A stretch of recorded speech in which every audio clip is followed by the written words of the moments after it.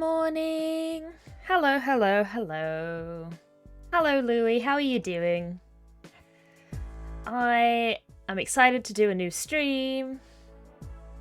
I'm a little bit late. I apologize, but I hope that's okay. I had some technical issues this morning that I hope are sorted out. We'll find out. We will find out, I'm sure. But I hope everyone's had a good week. I hope it's been a good week for most people out there, and if not, I hope next week is better. I hope everyone's having a chill weekend. I'm going to draw another portrait today because I've really wanted to do more sketch stuff on stream. We're going to keep on going. We did Valerian already. So now I'm going to draw Astra. Astra is my Mastermind Rogue, who I love very much. I don't think I'll be playing her again. She's kind of an old character, but one that really resonated with me, actually. So I feel like I'll give her another sketch for old time's sake. She's got a similar color palette to Valerian, I think, but personality-wise, she's a lot different. We're going from a low charisma character to a high charisma character here. Which is a huge difference. And a hat. Charisma and a hat. That's the main difference between Valerian and Astra. But how is everybody else doing? Good morning, Roll. How are you doing? Thank you for stopping on by. I might just start with the sketch, so I'm not entirely sure where I want to go with this. Like how I want to draw Astra. So I'm just gonna like just put some rough things down. And I'm just gonna see what happens. This is probably one of the least planned things I've done in a while. We'll just put some shapes in. I am okay, thanks. I'm glad to hear it. I'm super, super glad to hear it. What have you been working on? I know you've been doing some art on your streams, but is there any cosplays that you've been working on, Roll? Any fun stuff? Okay. So this is like a very basic pose. Currently. I think we can do something a bit more exciting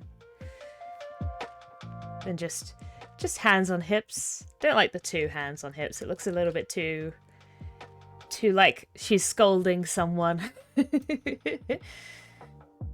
little bit too mom-esque. So we'd probably put that hand down here. So she looks a little tilted for some reason.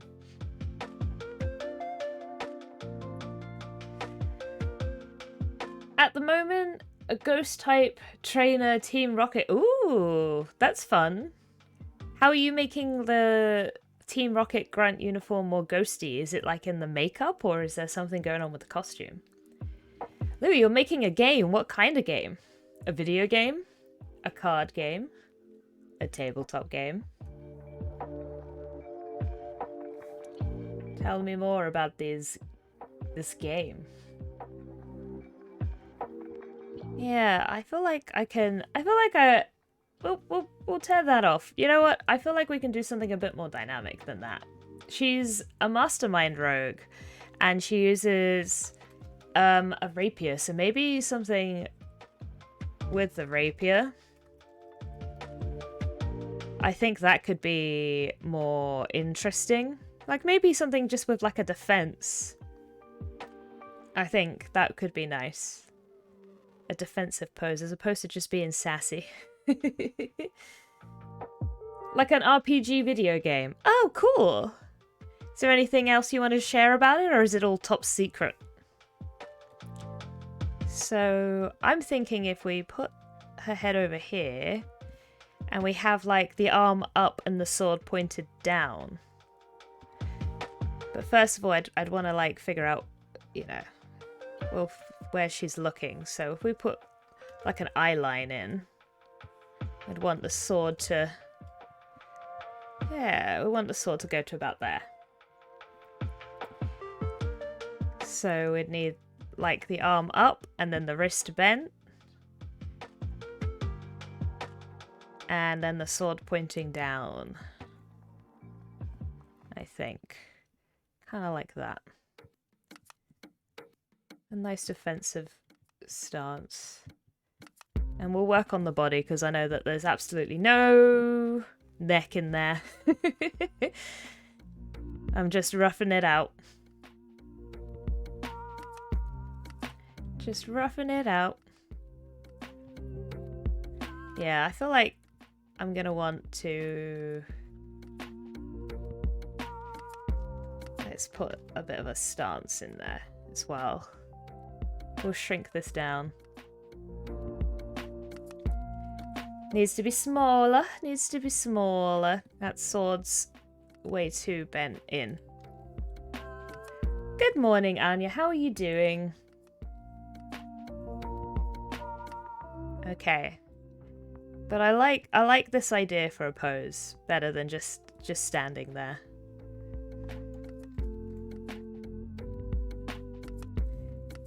And I don't know if I want to bend this arm behind her back or if I just want it out. I feel like I want it out.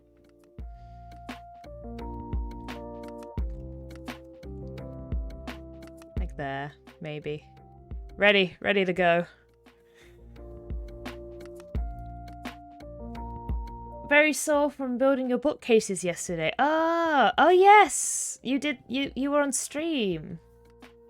I remember, I couldn't quite make it.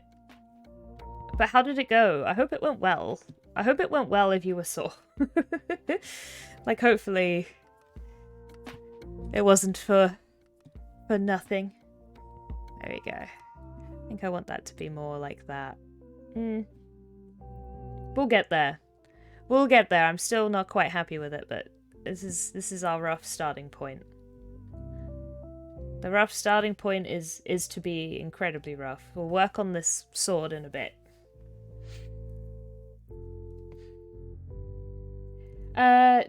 Doing some game prep because I have 2 campaign sessions back to back today. D&D followed by Serenity. Oh, cool. Have fun with both of those. That should be fun. Really, if you're GMing both, that'll be a long day. But I hope it's fun. Should be fun. When you build on stream, need to redo the backing board. Oh no! That's not too bad though, usually. It's off kilter, the other 2 are straight. Oh! Uh-oh. It's good to fix it as early as possible as well, because especially with like an off-kilter bookcase, you don't want to you don't want it to cause more damage by loading it up. DMing both. Have 2 players in both games too. Ah, yeah, that is a lot of work. Good luck with all of it. That is a busy Sunday. It is a very busy Sunday. Okay, so now I'm gonna try and get some more. I'm gonna try and get some more proportions in, because currently this is just not proportioned at all. This is just my rough guide. So I'm gonna just try and think about how it actually should be. Astra has quite a round face, so we're gonna give her quite a wide face here. And then we'll actually account for a neck. And I want her body to be more faced away. Like, kind of defensively, I guess. So her head's turning this way, but her body's going to be turning that way. So it's just, think of it like there's the ribs. And then we've got one arm that's pointing up, so we'll have this one up here and this one down here. Like this.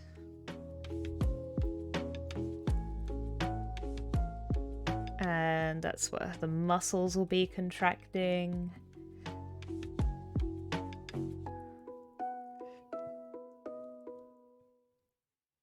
Got the neck and the spine. I'm trying to think, because I've never done fencing, but I know it's a back stance. At least the stance I'm going to be using is similar to a karate back stance. I know there's a bit of a similarity there, so I might be going a bit off. But that's just where my own knowledge is coming from, trying to build the pose. Even though it's off, I feel like it's probably best to have a little bit of something familiar.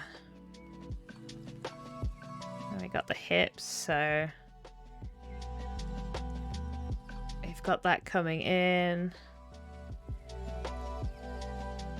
And then her abs would be here.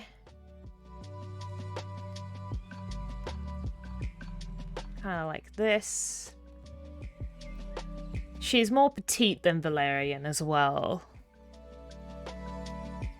So I think that's a decent sized torso. So the stance in this sketch isn't quite right as the arms are all off. So I think from here I'm off-roading it. There's about an hour between the two games, so you have a break. Oh, that's good. I'm glad to hear it, because it's always, after one game I can be very tuckered out, so having two games. So we've got, this is where her shoulders will be coming in. And I know my sketches get very messy, I apologize for this.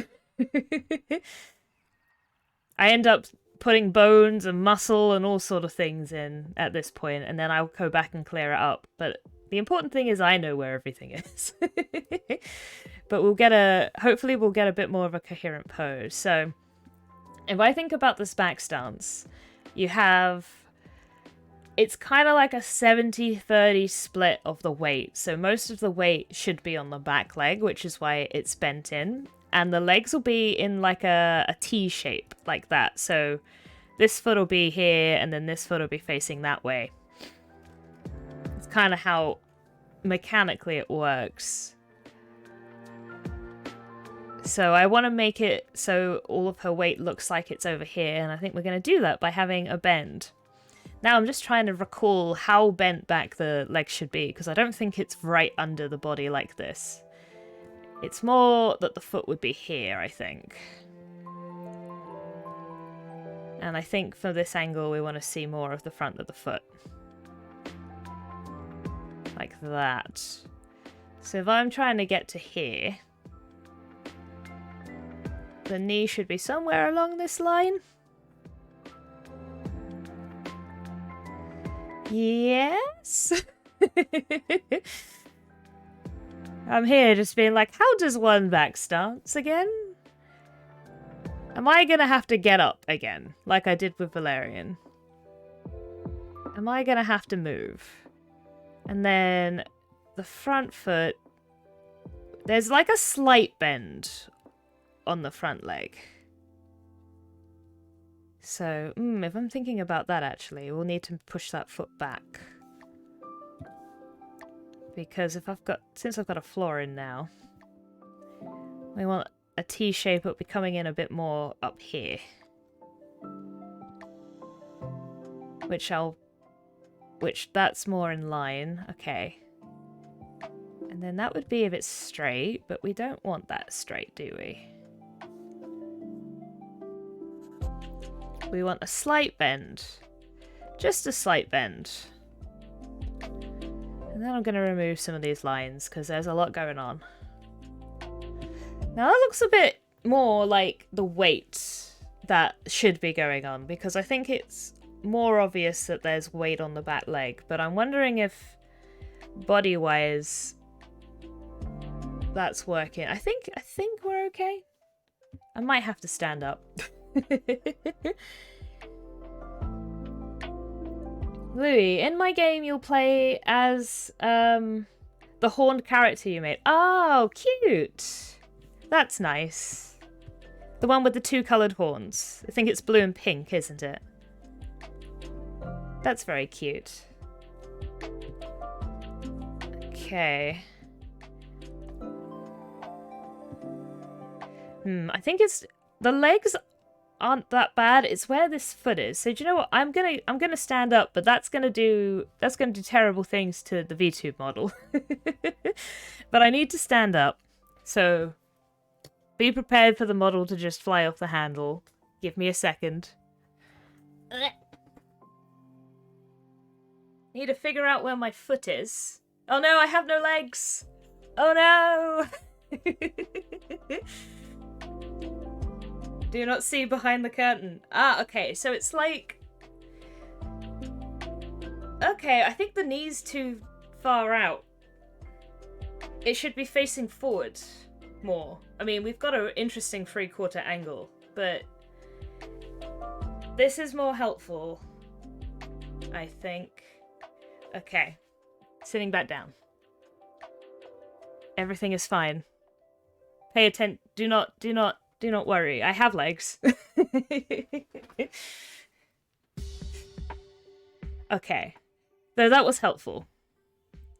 I do find it helpful to look at references, but the thing I find the most helpful is just bending myself. So I think what's wrong with this is that the knee... This bend would be okay if it was, you know, just jutting out to the side, but we want the knee to be more facing the front. Like, the leg's got a bit of... What is it? Like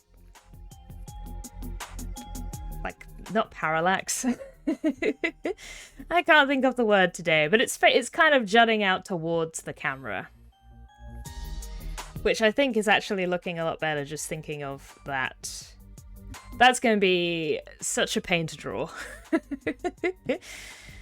But it's okay. This is why we're sketching. I'm challenging myself a lot this year. But yeah, already I'm so much happier with that. Just having that in there, but I need to really try and hammer home the angle. That it's coming forward towards the camera. Okay. Also, I just want to check the length of these legs, because I feel like they're a bit short. So what I might do is I might just try to make them a bit longer. Oh. We're gonna just bring them out and then we'll take this, bring this over here, and then we'll redraw this.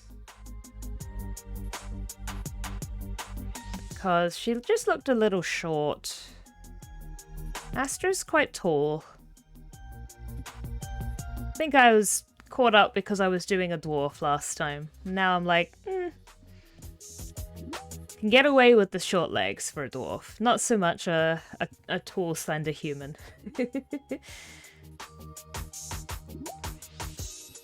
Okay. And then the arm. So this arm... I've just got to think. I want the elbow to be here. And the wrist to be here. Otherwise, that's fine. And then this arm up in the air. That is also... that's going to be pretty straight too.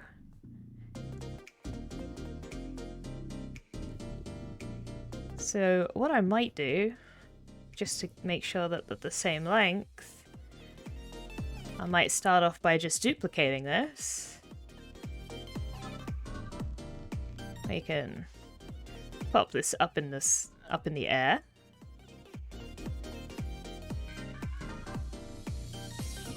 And we'll get rid of the hand. Like that. And then the hand is going to come off kind of over here. That's where everything is. And then this angle will change depending on where we want the sword to point. So if I think about how long I want the sword to be, might have to shrink Astra down again. Just a tad. Because I'm not going to fit the sword in otherwise. Shrink. There we go.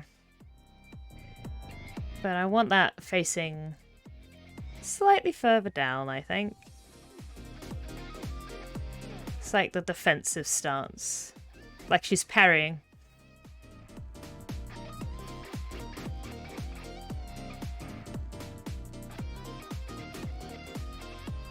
Okay.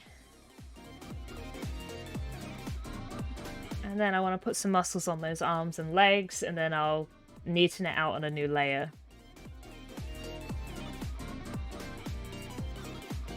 So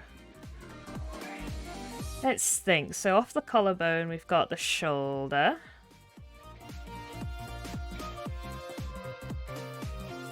And her arms aren't particularly, like, super muscly. I think that's a bit big. There we go. Shrink that down slightly.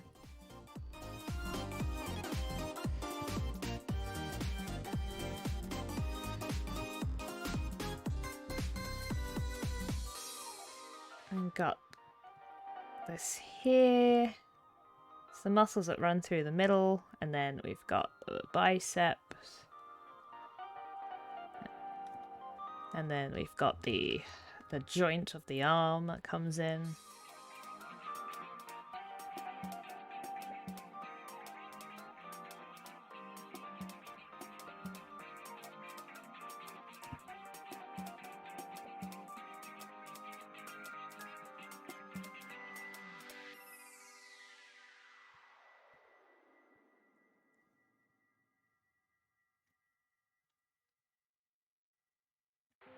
That's just a bit too off.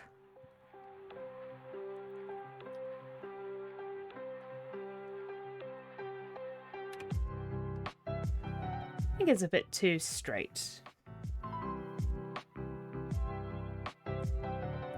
I think that's what's off about it. It looks locked. It doesn't look, yeah. It doesn't look poised to me, so we're going to give it a bit of a rotate.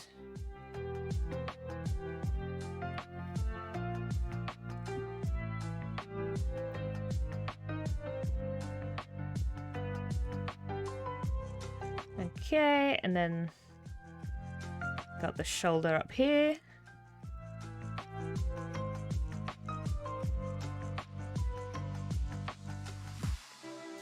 And that's going to come up and out like that. Yeah, it might be too thick as well. That's what I'm looking at compared to the other side.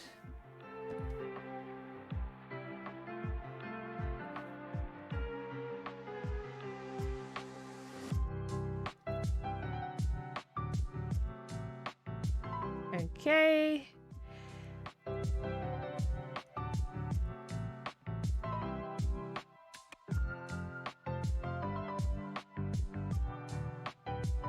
Turn that in actually a bit so we've got more of it over there. Okay. So much drawing on top of the drawing. Oh, and Pet Mimic has asked a question. How strictly do you use alignment charts in games? That seems like a question for GMs, but I guess it could also be for players. So it depends on the game for me. I tend to be very loose with alignment charts in D&D because I don't think they are that relevant anymore. They used to be more of a thing back in the old days, but I don't think... I think with the way people play D&D now, they just don't make sense to me. Because, you know, when creatures were a set alignment, it almost made sense. But now everything's more narrative. And, you know, it's weird to have an alignment for like an entire subsect of creatures, I find. So I'm not a huge fan. I actually prefer the way other systems like World of Darkness do it, where instead of an alignment they have like virtues and vices. I like that a lot because it isn't an inherent good and evil of a character. It's something, it's a good and bad quality, and I feel like that's just much more realistic. Like I think like people always have good and bad, and I feel like that could easily extend to monsters. Like there's a good and a bad, and that just seems easier to RP as well in my mind. Okay. We have a lot of stuff going on here. Let's turn this down and try and redraw it to make a bit more sense.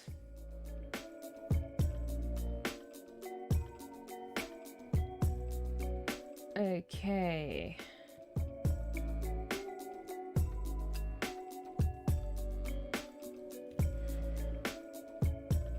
Also, what I might do is just... let's see what this looks like backwards. Okay. I think we're okay for the most part. I'm gonna need to do some fixing when it's when I'm not on a different layer, because it's quite overdrawn at this point, and I need something fresh.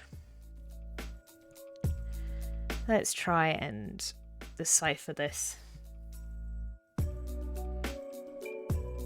So Astra's got a very round face.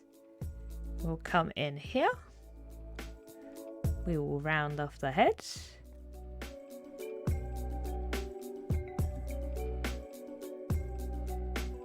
And bring it in so she's kind of like leaning over.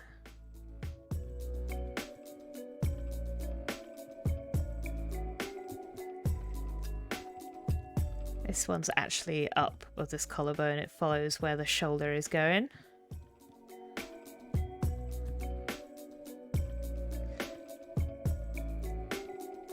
And I'm gonna put in some boobs.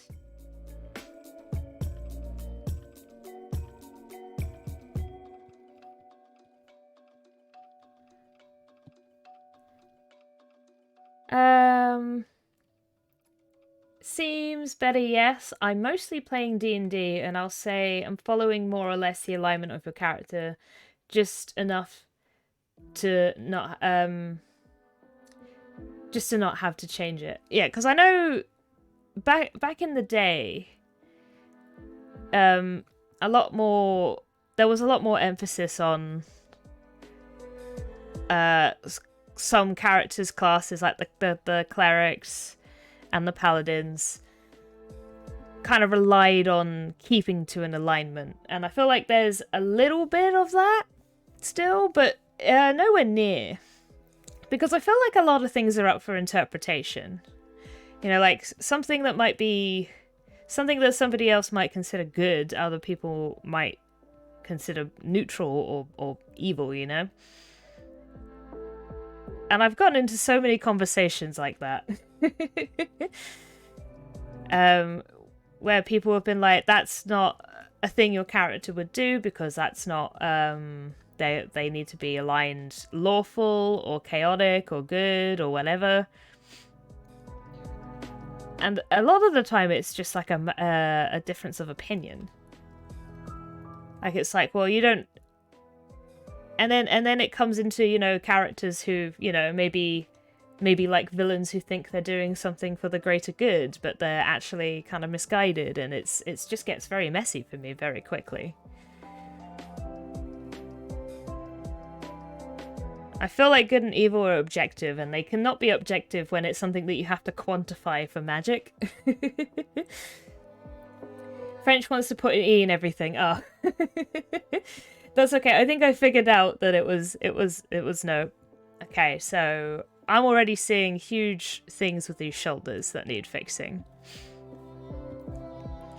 So, like, this arm just needs to move back. So we're gonna move it back. It's just out too much.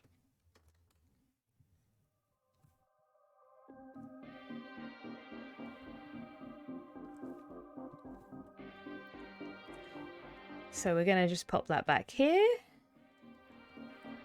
And that's because I think I changed the angle halfway through. Have a good luck, Roll. Thank you for joining, and have a good lunch.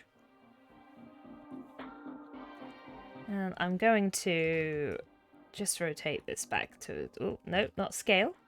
I'm going to rotate this back to where it was.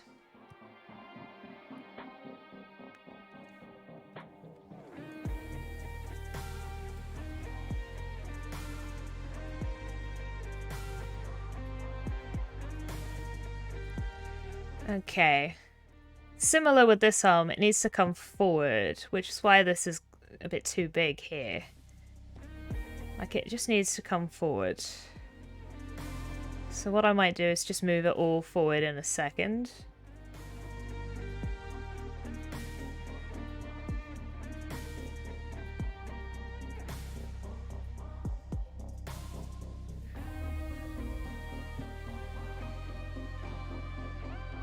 Because I was kind of thinking of it a bit flat. I wasn't rotating, I think, on the 3D axis, kind of like I needed to.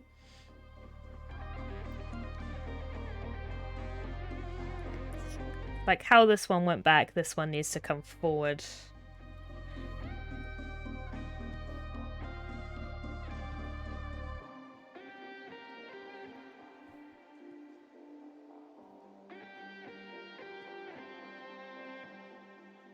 There we go, and then it can connect in there.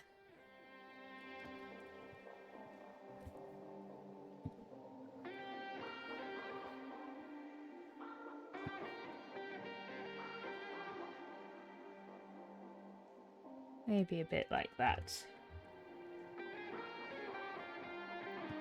I know my sketching is all very messy.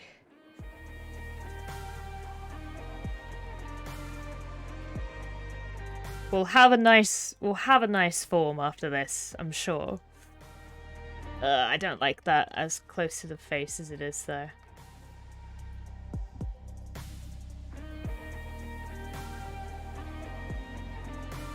Let's think about that again. Does need to move, but maybe I just need to rotate the head back as well.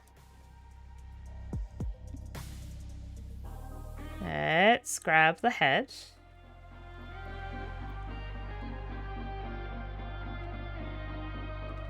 And give it a rotate.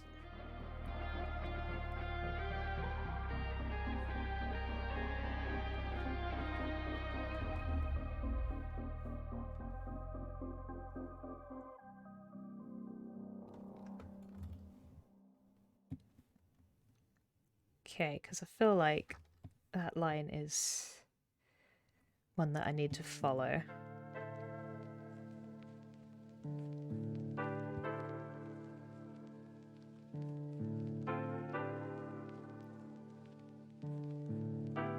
I'm trying to trace it on my neck as well. Just like, how should this connect? The shoulder should definitely be closer up to my ear. But I'm thinking I'll put the face in the front.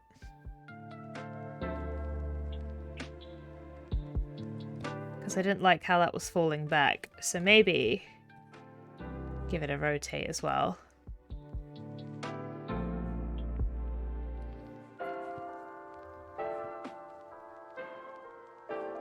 And then it should be kind of at the right angle then.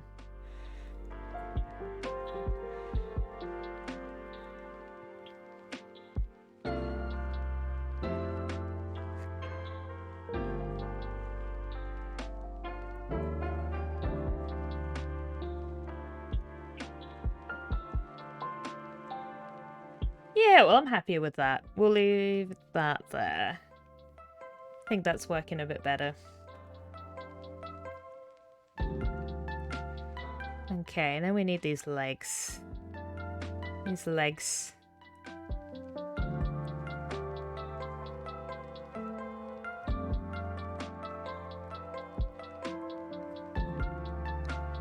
Now this one I'm okay with.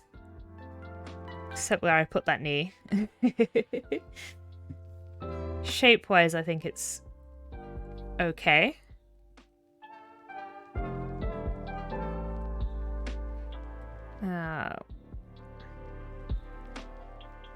Now this one, we need to make sure that the knee is properly facing forward. So this one is on the side.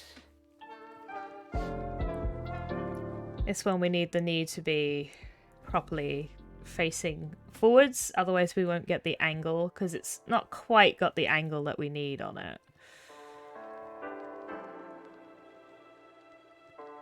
So when we come out, we make sure that we're coming out in the right way.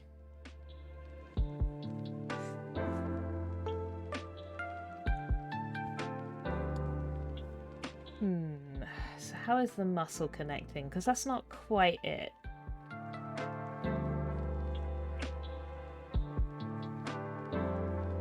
Should be coming round. It's more... This one's more at the top, I think, and this one comes round like this. And then when it comes back down, it'll bend in.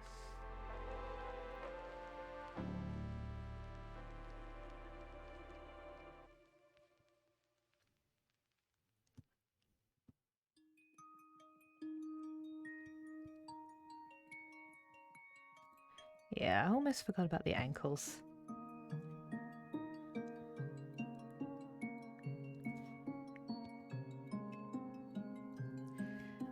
Okay, well, we're getting something on it. Just not sure if it's the something I want.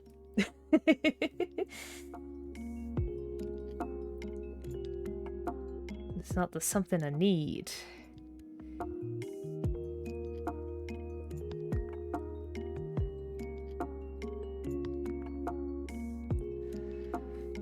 Yeah, I need to redraw that foot. That's not quite right. Those toes aren't good. Though I don't need to really get the toes in too much because she will be wearing shoes.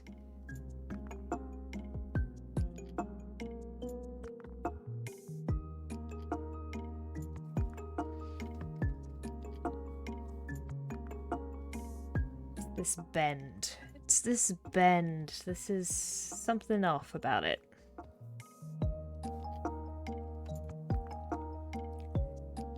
We're getting closer.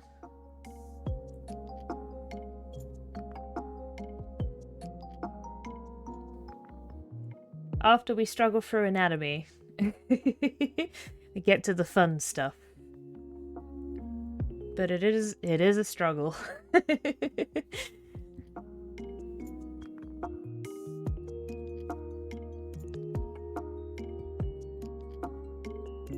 mean, yeah, that's fine.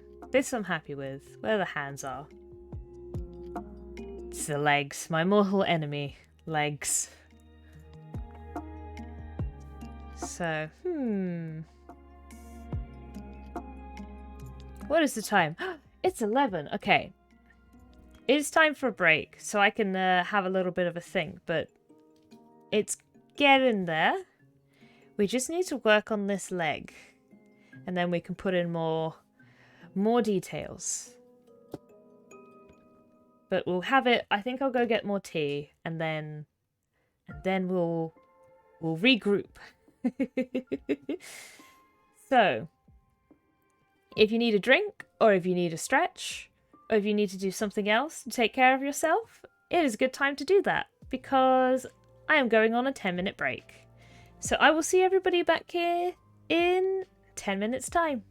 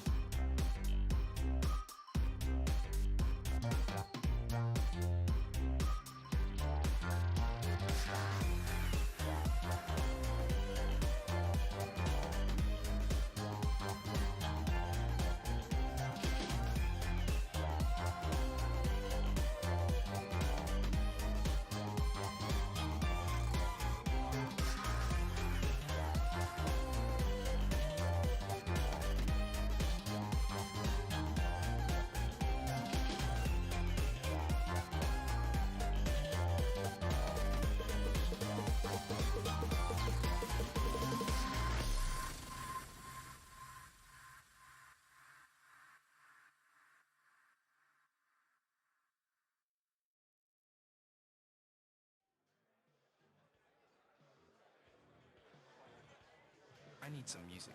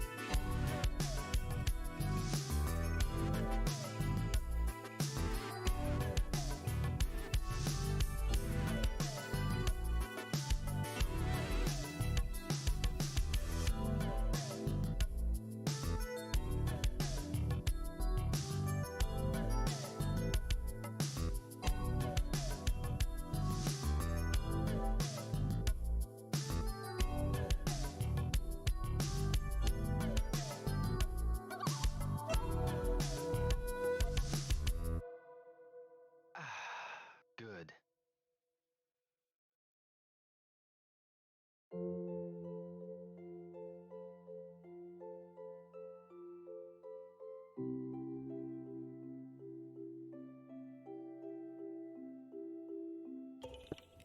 Hello! I'm back.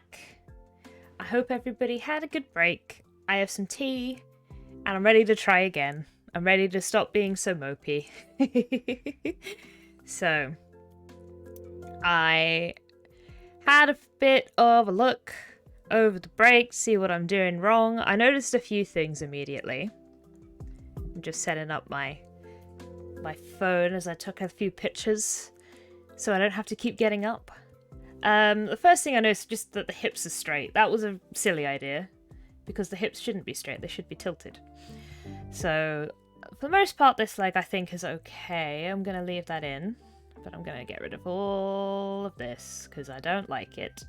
We're going to try again. So the hips are tilted, so this part would be up, this part would be down. Ever so slightly. So just going with the body here.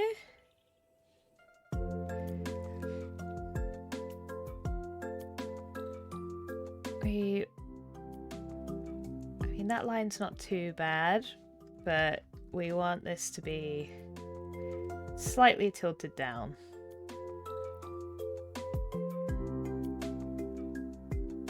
Because, yeah, I might need to just rotate it. Because of the bend, just because of the uneven bend. Got more of a this shape going on.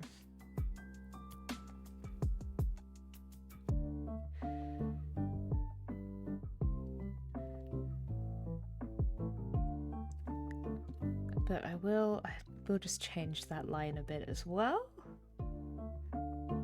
For the stomach. And that should probably be a bit more round. Because the thigh is going to be... We need to make it so that the thigh is coming forward. Like that. I think that is pretty much where we should be.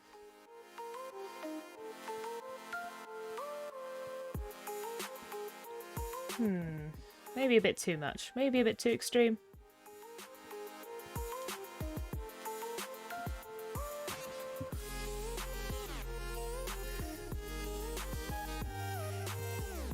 Let's take that down slightly. I don't think Astra has the same size thighs as I do. It's too chunky. There we go.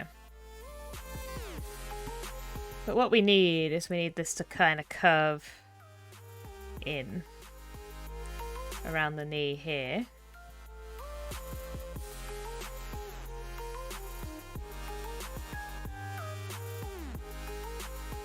And then we have this shape going on. And that should help with the angle.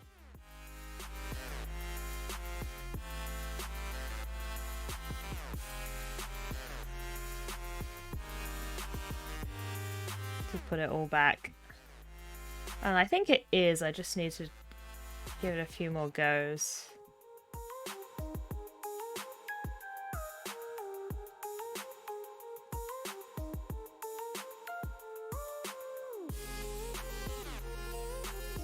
Okay, Pet Mimic Bot has asked another question.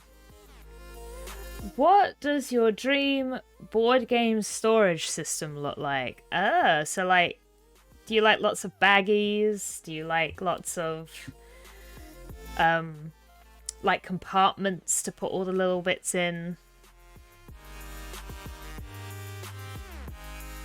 I think mine is more like yeah, like a big bookshelf, I guess.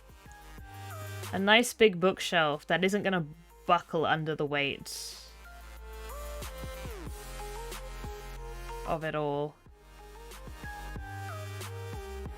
So we've got the knee.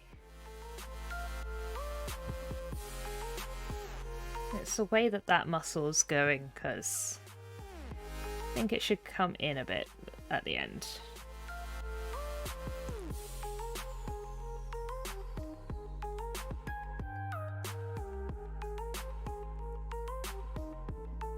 Just take that off. That might be a bit too high.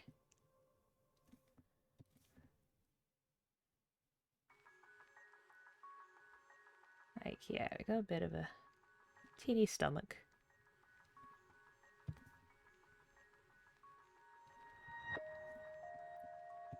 Don't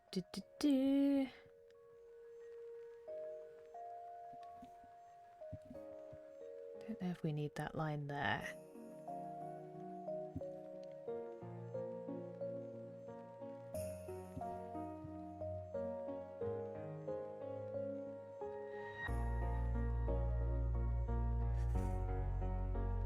Hello, Penguin Queen. I like compartments and inserts, but that are trays that you can use while playing, so it's quick and easy to set up and pack away. That does sound good. Anything that aids the setup, especially of a game that has like a lot of pieces, is a pretty good idea. Yeah, that does need to bend in a bit. I think I just do need to move that over as well. Okay.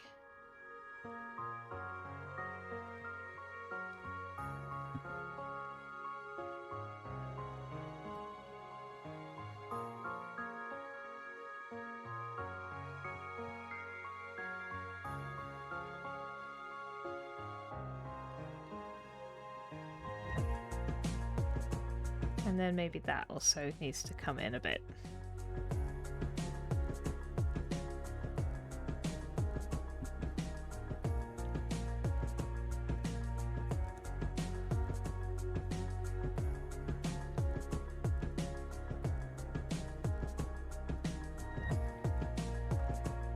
I like the look of the Sideways game, so it's like a bookshelf, like the Sideways games.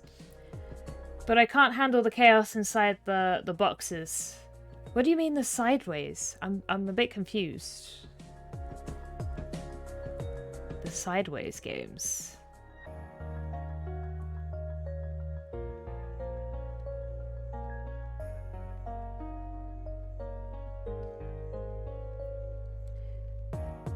Now I think that knee's too far over. I keep changing my mind where the knee should be.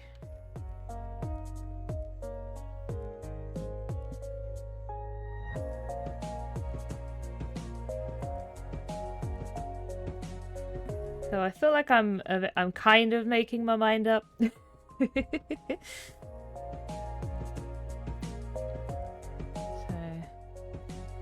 got the shin.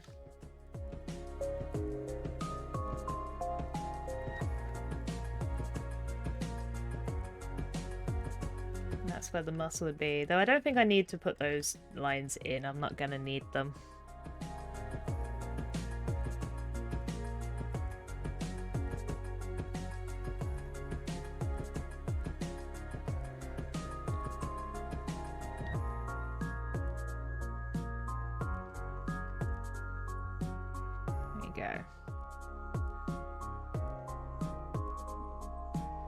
And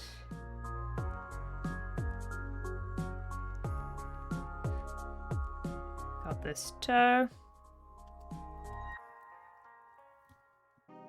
So stacking them vertical instead of horizontal. Oh, I see. That's what you mean by bookshelves, like books.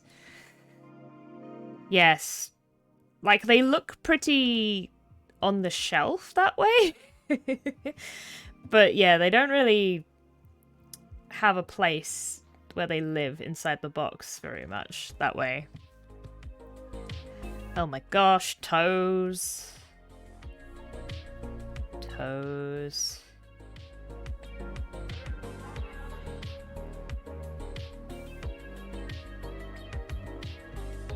I hate thinking about where toes go. There we go. Well, the boot will be like this. Look, I'm not putting... There's no bare feet involved. I'm gonna call that a day. I'm gonna call it there.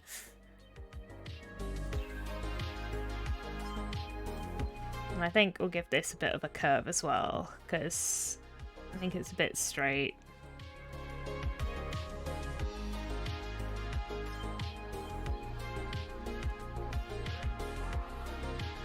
Got to think about these curves.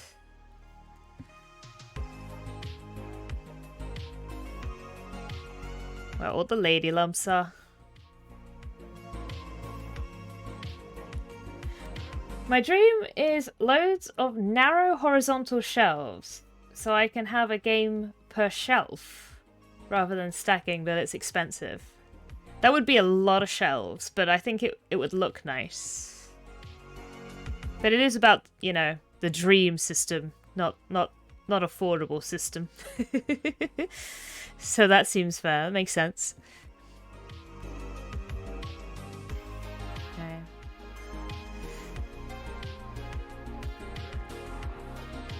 I think because of the angle.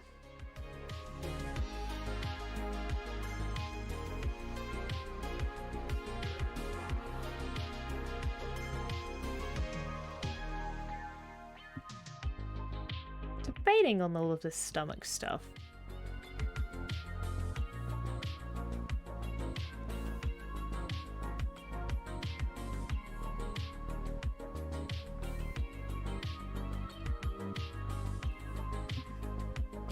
Do.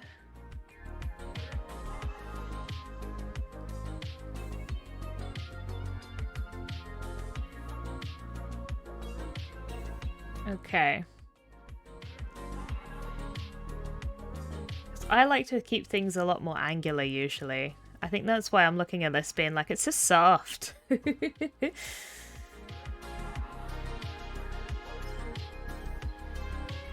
Let's give it a flip. See how I feel when I flip it. How do we feel? Like there needs to be more of a bend. Like maybe this knee does need to come out.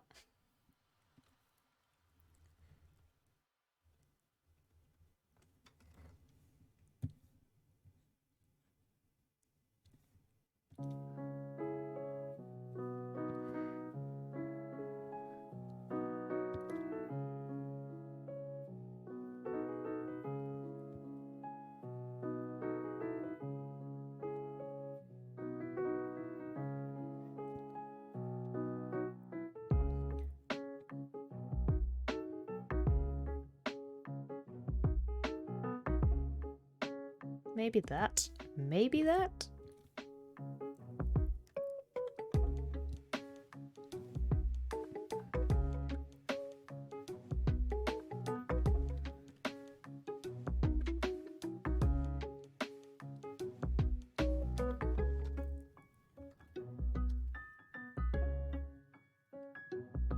Yeah.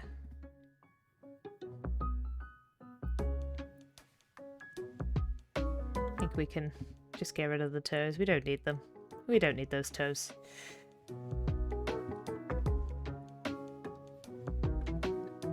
Okay, well then maybe I'll come in on this hand as well now that I'm feeling a bit more comfortable with the legs. Because the hand, I'm also not feeling too much. Not quite the same issue that I was having with the feet, but...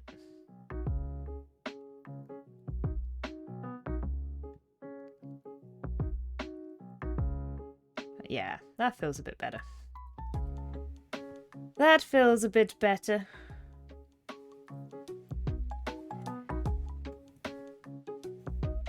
And then if I just pop the face guide on here.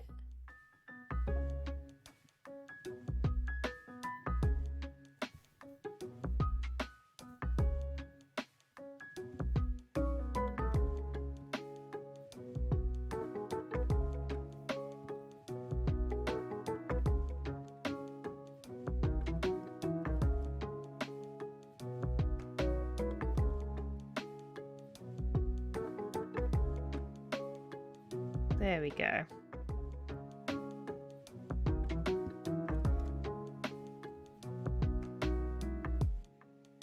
And then this is where the blade is.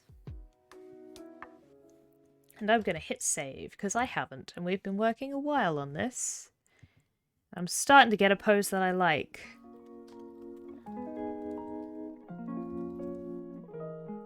Hello, Shadow. How are you doing? Thank you for dropping by. I'm working on drawing my Mastermind Rogue. Spent the best part of an hour just trying to get this pose down. I'm starting to get to a place that I'm happier with it. Sketching is always the longest part for me. Well, it feels the longest, it just takes a while. It takes a while to get there. But I'm happier with the body now. so I can start actually putting Astra in.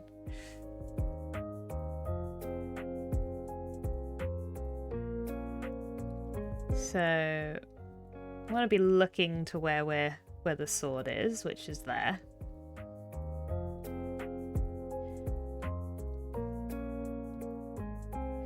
Yeah, fencer style combat, that's what we're going for.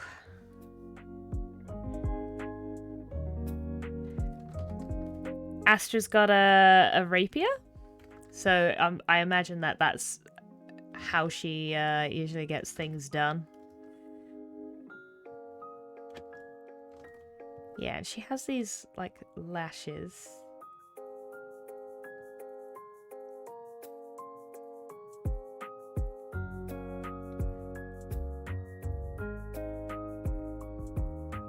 And a small nose.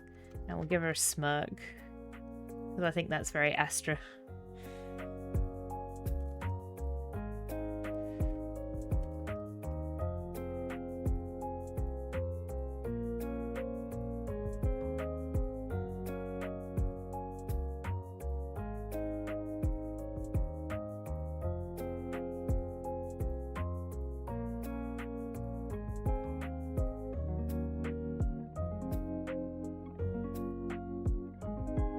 There we go. Let's get this face on.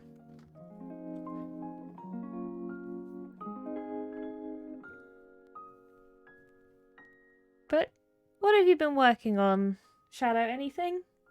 Have you just been chilling recently?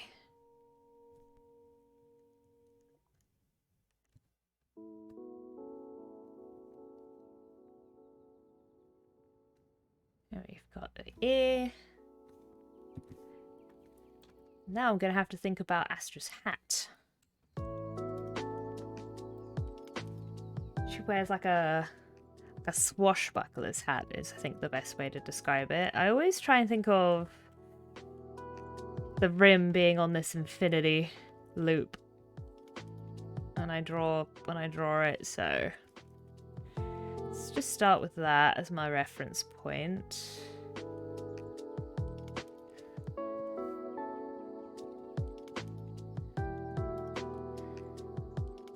And come up and we've got the top of the hat.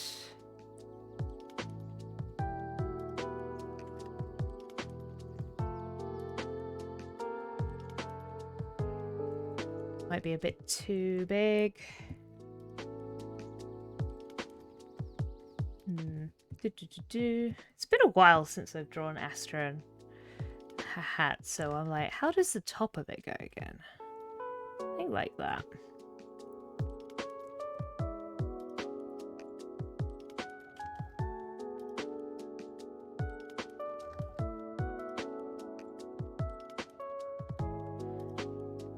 I know the brim. I know it has a little ribbon around it and a feather. That I remember.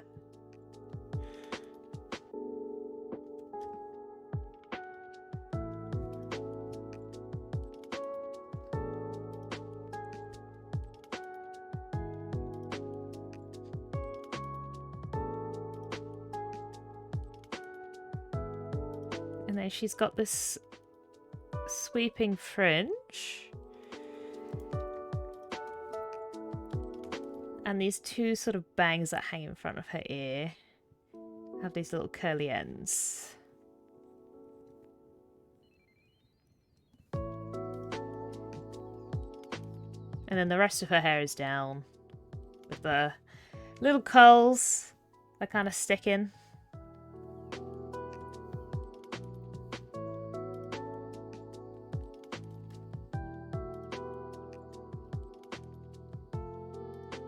Go. So the rest of that will be behind her.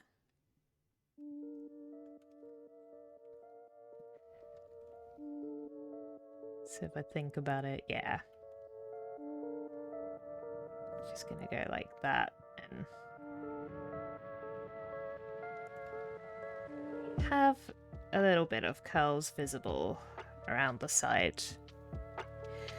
Got some ideas for crossover stories, specifically involving Ruby. Oh, cool!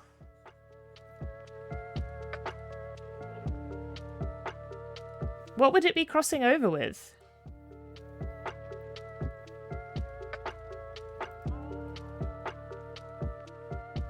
There we go, and then I can put the rest of the hat in. And I left put the hair in. And I can pop that back onto that layer.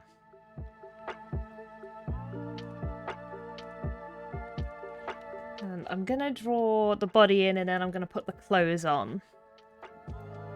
After I've got the form in there. Just to try and clear this up a bit.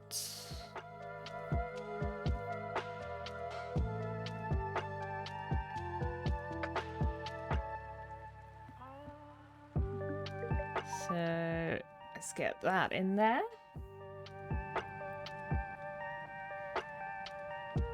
Darstrix Talia. Ah, I do not know what that is.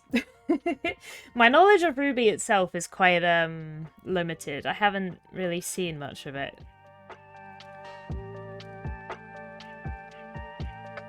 And what I have seen was quite a while ago.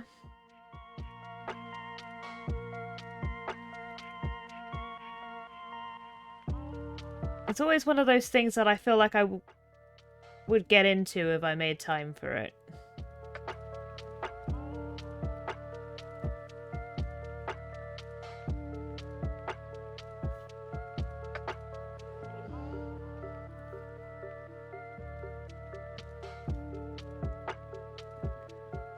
Okay, and then the rest of this is up. So have the arm behind the hat there.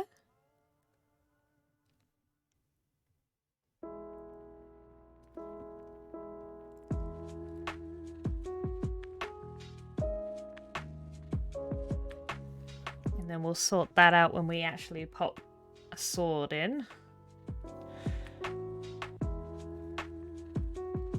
I'm looking at this and I feel like I've got a chunk missing out of her body. Like, I feel like I've done 2 parts when there should be 3 parts. So I'm going to actually just add that in. There should be this middle bit before we get that.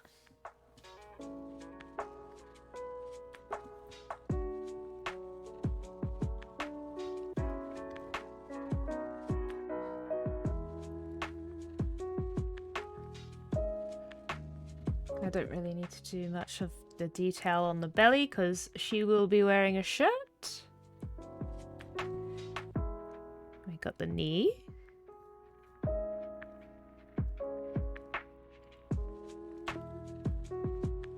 And the leg. My story that I was working on, Darstrix Talia and... Ah, okay, cool.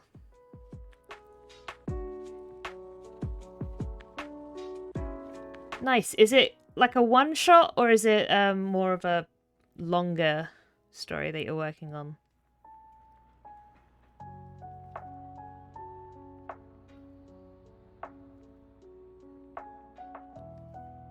And I'm just going to pop this down. We don't really need too much detail down here because we'll have boots on.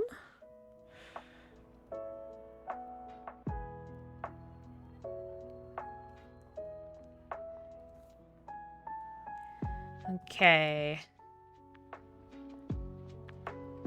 So this leg. This is the problem leg. This is a leg that's taken us a while. Let's see if we can clean it up.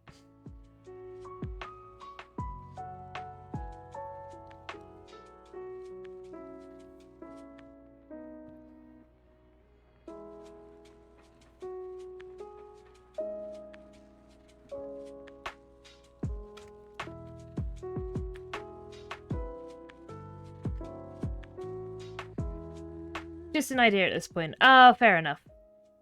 Fair enough.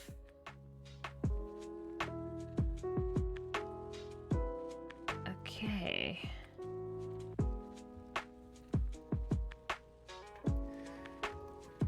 I feel like that is an important line to add.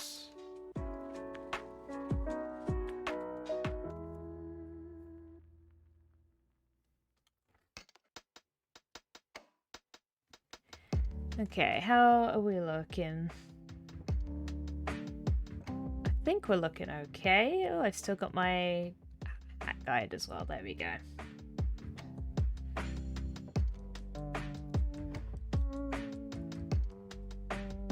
Let's have a look.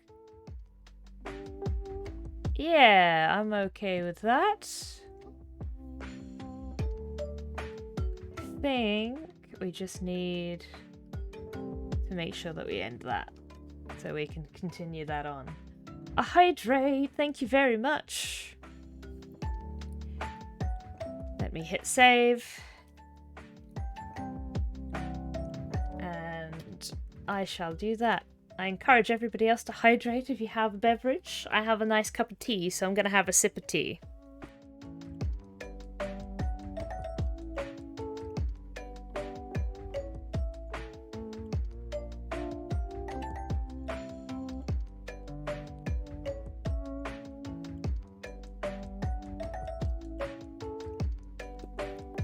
Nom nom nom nom nom. Thank you for the hydrate.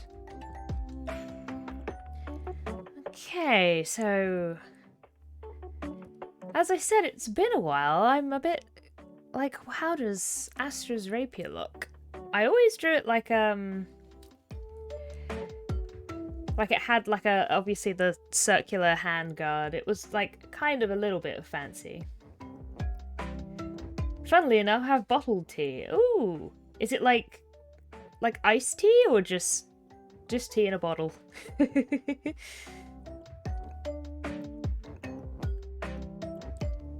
So let's try and get some sort of basics done. Iced tea. Oh, num num num num. Very nice.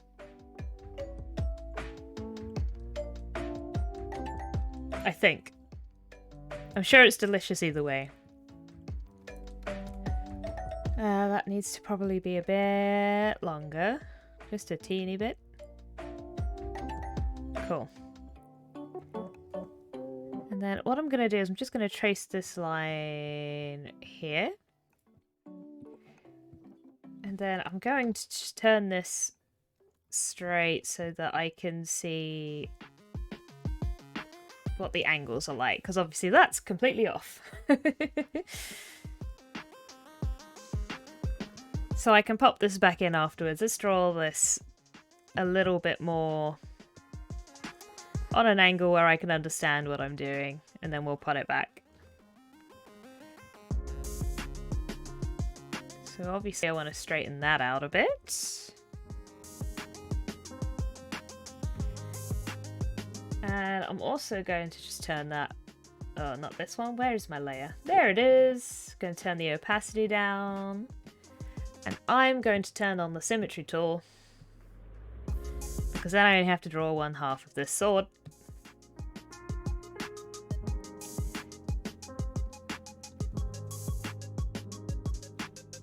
And that just makes everything infinitely easier for me.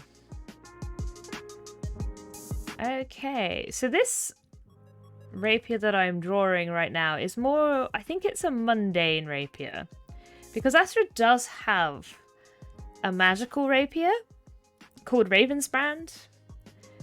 I loved Ravensbrand, but the reason that I never draw her wielding Ravensbrand, or very rarely draw her wielding Ravensbrand, is because Ravensbrand was a magical sword that could move by itself.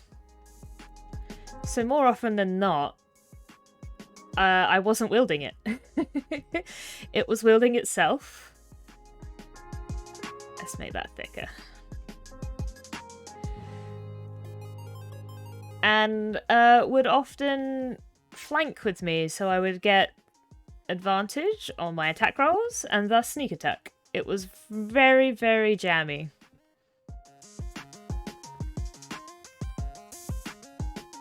And I was very, very happy and thankful that the GM gave me that.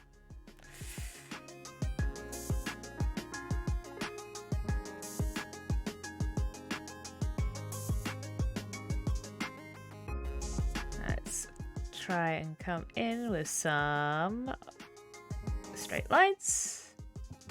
And then we'll just remove that dot at the bottom.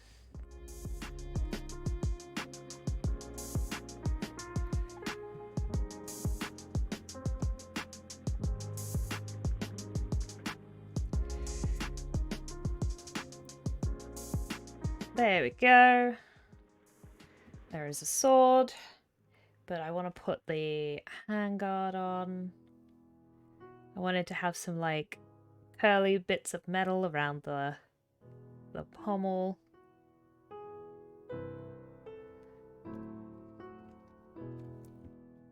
So maybe I want to put the symmetry back on for a second.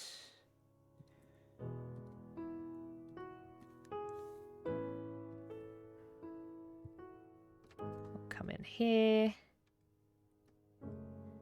add a band,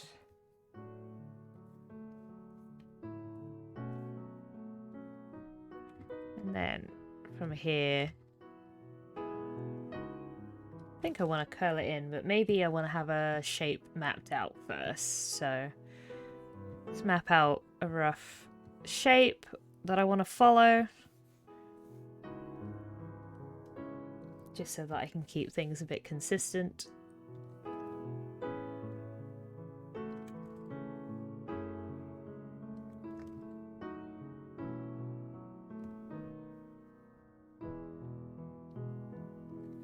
Kind of like that, I think.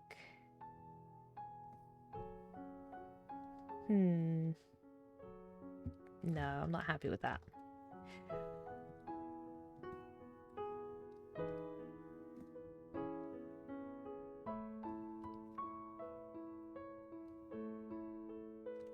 Instead, maybe like that. It's always one side that comes off with a handguard. Like so.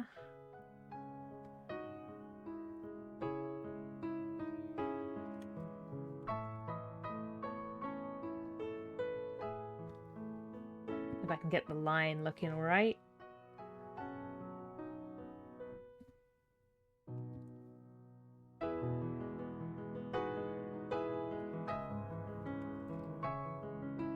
Yeah, that's a bit better. It's a bit more thought through.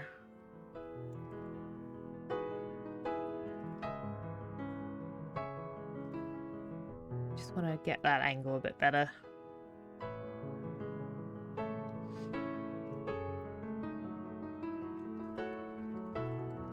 Part of me just wants to make it symmetrical.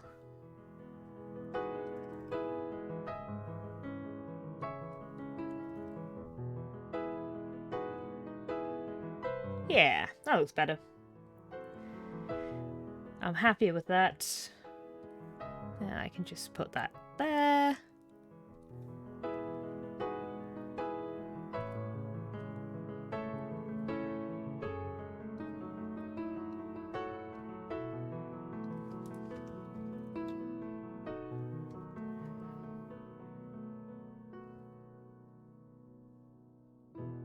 Then I need to just line it back up again.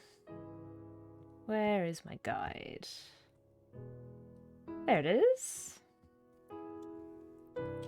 My monk on my last run had one piece of a weapon called Beowulf. It was a homebrew idea run. Oh, like a piece of it. That's interesting. So like was the idea that you'd like collect the pieces? Because that's very cool.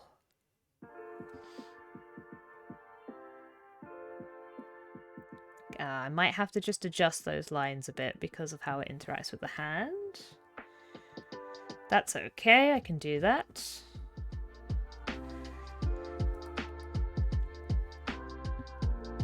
So first of all, let's put that in a nicer place.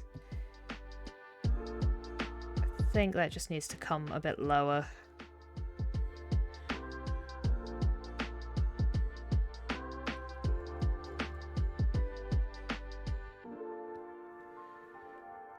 And then I might do a similar thing on this side, but bring it slightly higher. Oh, I've accidentally taken a big chunk of the sword out.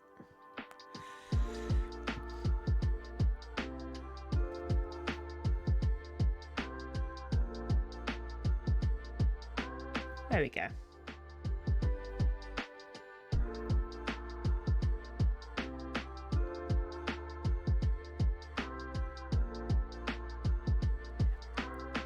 Good day, Eleni. How are you doing? Welcome on in. How are things going with you?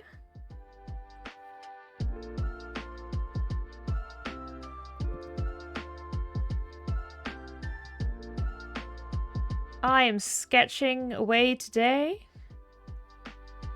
We are making a little portrait of my old Mastermind Rogue character, Astra. Doing fairly well, actually. Hooray! That's always good to hear. Okay, and then I just need to continue that. And then we can pop the opacity back up. Yeah, okay, now we can work on the clothes.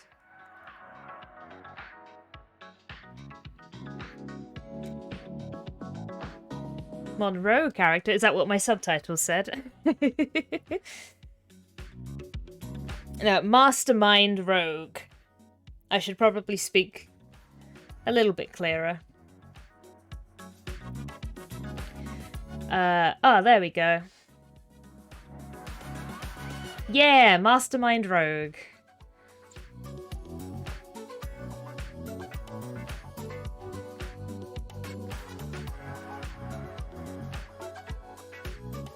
Wait, subtitles? I have subtitles.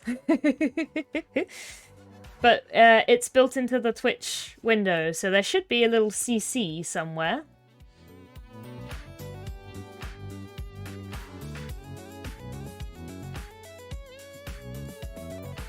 Just by the settings, and you can turn on subtitles, but they are automatically generated.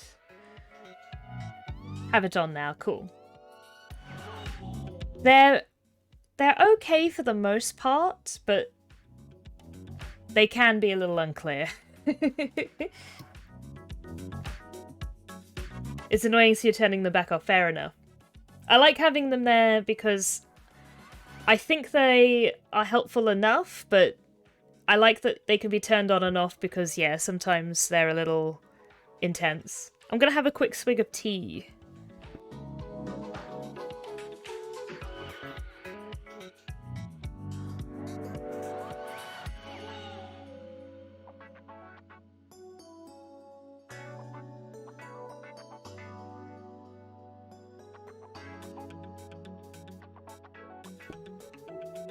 Nom nom nom nom nom. Hear you just fine. Yeah, I think like the hearing is okay. It's mostly just I know some people like have the stream on mute or, you know, listen to something else. Some people just like having subtitles to help focus.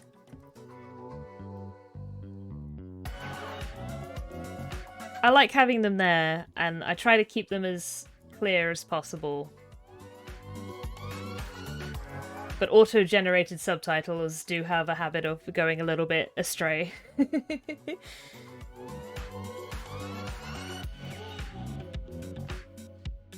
Especially when I'm talking about things like D&D. And they get a bit confused. Okay. I'm gonna group this. I'm actually gonna give it a flip again, because when I flipped it before, I wasn't really looking at the face. Oh, but the face looks good. I like that. Okay. Let's take the opacity down, and let's pop some clothes. Some ideas for clothes in here. So usually Astra has like a leather waistcoat. It's usually, I think, how I draw it. And then the rest are just kind of buccaneer clothes. So I might just start at the waistcoat. We'll rough it in.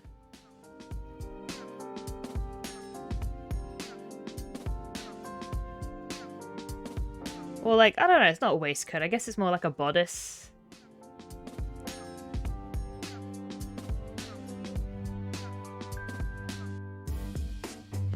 So they're offensive. Yeah, well, kinda. Yeah, I guess yes. Astra uses like a rapier.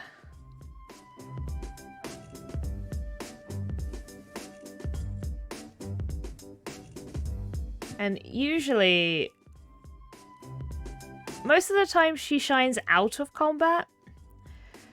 She has a lot of things in expertise, so she was a very social character. Very persuasive. But whenever I entered combat, we would use fancy footwork and a rapier to defend ourselves. And also the help of our magical rapier, Ravensbrand, to get that sweet sneak attack damage. So I've tried to give like a bit of a more of a fencer's pose for Astra here. But it might have a few inconsistencies, because my knowledge isn't in fencing. Mine is martial arts and karate, so I know there's a lot of similarities between a back stance and a fencer's pose, just from where I'm looking at my references. So that's kind of where the footing has come from. So it may not be 100% correct.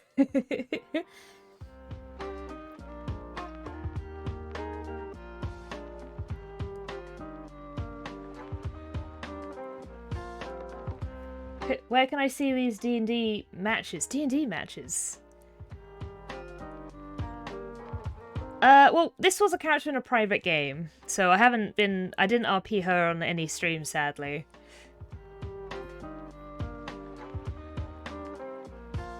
Fences can be deadly if you're not careful. Oh, totally. She did have her fair share of, skillful combats. It was very much, she was very much overshadowed, though, in combat, because we had a very combat-heavy party. The other characters were playing like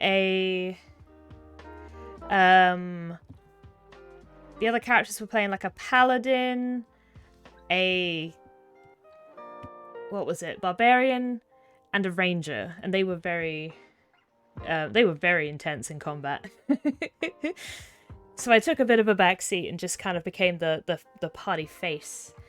Where can I see public ones? I've done a few. So on my YouTube channel, which is in the card link in the About section, I've ran 3 one-shots. One of them was D&D, one of them was Masks, and one of them was Monster of the Week. They're all on my YouTube. The Monster of the Week is also still on Twitch as a highlight. Everything else I've kind of just been in and out of one-shots. I have yet to be like a continuous cast member on a stream, but maybe.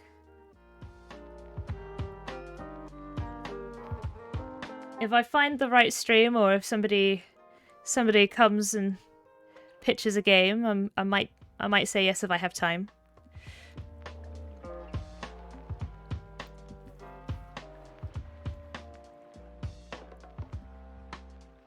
But yeah, all of the ones on YouTube, I was a GM, and the D&D one was for charity, so it gets very silly. But I like doing them, and they're all I did a lot of fancy Vtuber stuff for everything. So everyone has a little model for their characters. Everyone's got some like character animations, and I'm very proud of them.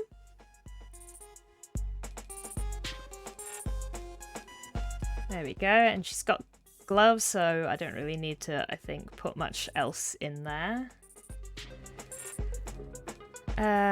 Oh yes, I'm gonna want to put a belt on her. Because otherwise, where is she holding everything? I have no idea.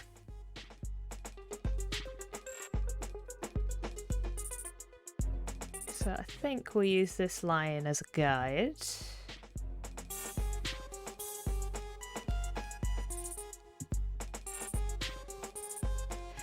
Saying that, I do want to do another one-shot soon. Like, I'm trying to think of some ideas for it. Usually, I really like running Powered by the Apocalypse systems on stream, because as someone who's doing a lot of fancy producing behind the scenes and GMing at the same time, I quite like how simple they are as a system, and I especially like that I'm not rolling any dice, because the GMs don't roll dice in Powered by the Apocalypse systems generally.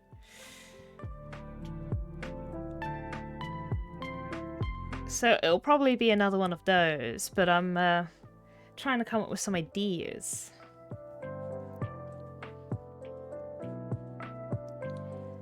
Okay, so for those, do we have people in chat who are knowledgeable about fencing? So if I was to ask the question of, if you were wearing the sword on your side, would you have it on the opposite side to drawing? Because that makes sense, right? Like, you would draw it across your body, or would you draw it on the same side of your body?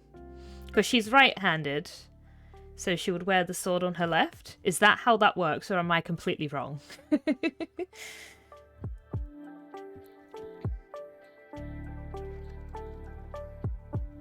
You can always look it up.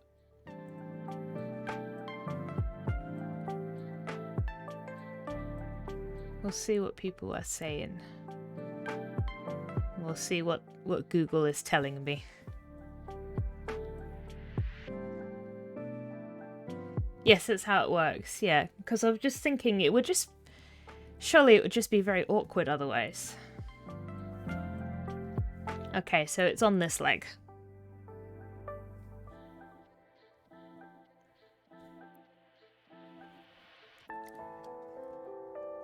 To my understanding. That's fair. I won't blame you. We'll do it that way. I've already taken liberties with the stance anyway.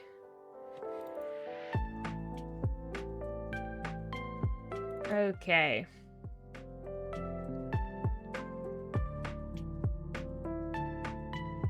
So...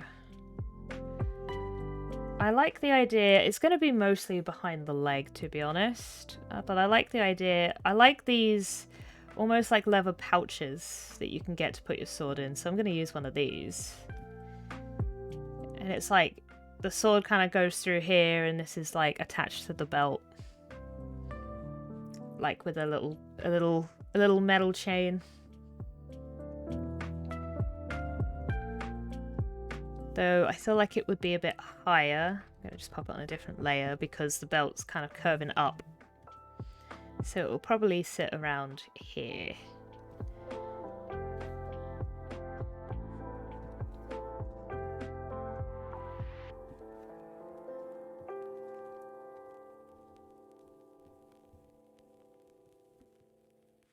So let's just hide that behind her leg, and that's sort of how her... That's the hilt taken care of. Not the hilt, the scabbard. I guess she doesn't have one. It's just like a little pouch.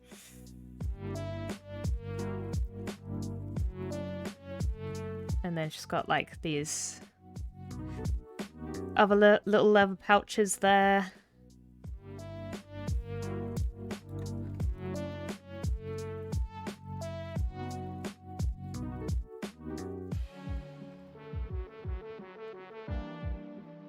Just kind of resting on her leg.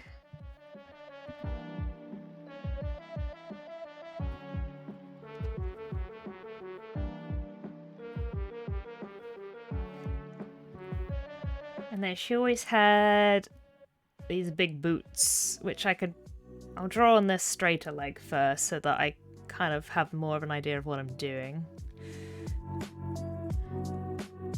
It's always very form-fitting on Astra, I remember. I liked the silhouette. Okay.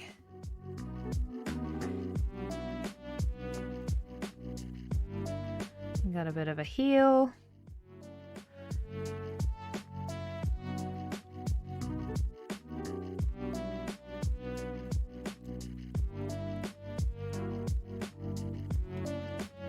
then instead of having all that, I think I just need to bring that foot down to compensate for the heel.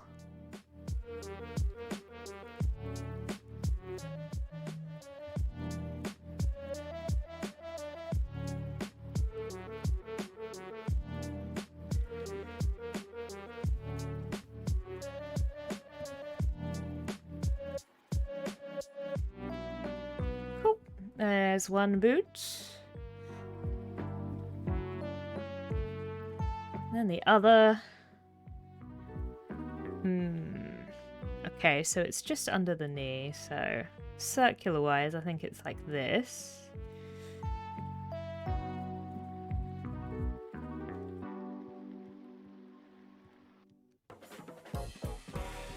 Just because it's at a bit of an angle.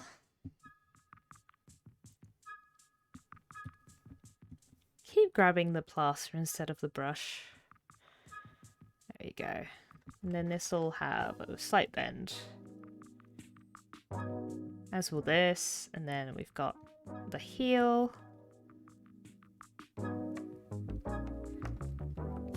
Which we can see a bit of the inside with, and we'll take the foot down slightly. Just to compensate for the heel.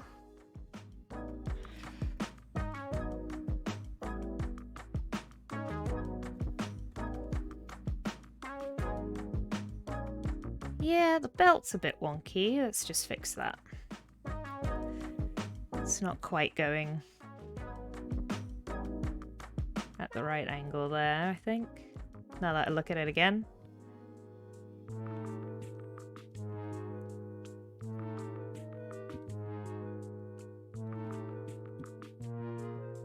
Yeah, let's just redraw it. I'm not happy with that. Reminds me of Vladimir von Dadix? As part of your character's group. Ah, Blood Dragons. He is a daywalker that is acting ambassador for the vampire clans. Interesting.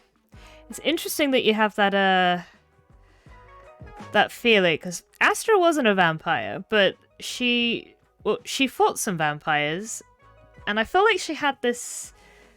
I feel like she had the vibe because of Ravensbrand.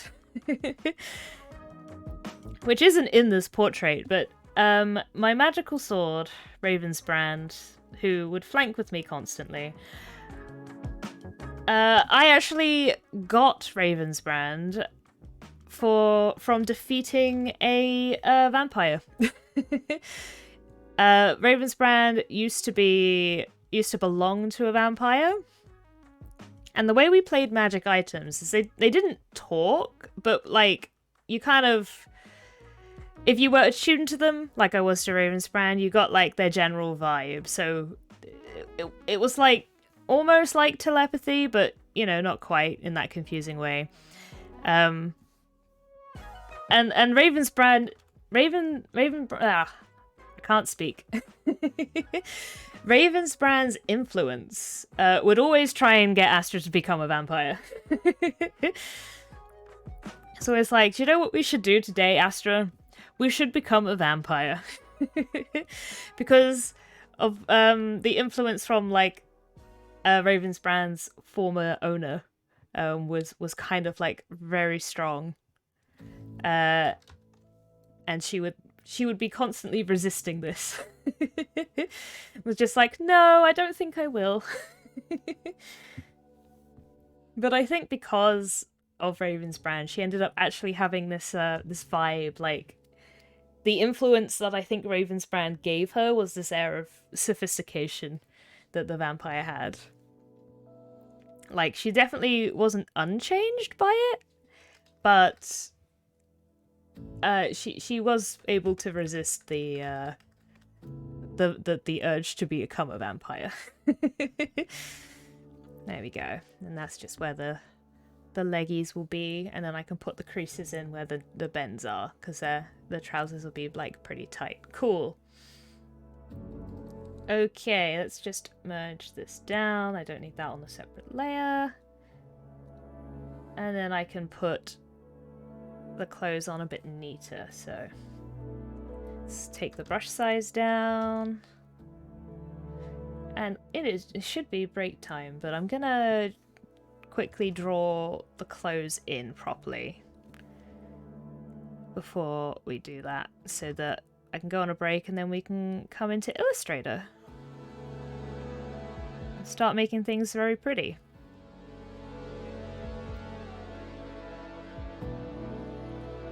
Hey Neep, how you doing? Thank you very much. I'm drawing my Mastermind Rogue Astra.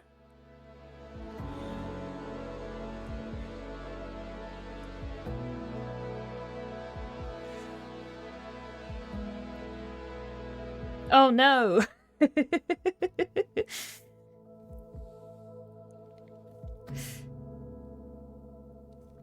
I hope the chill vibes help you in your hungover state, Neep.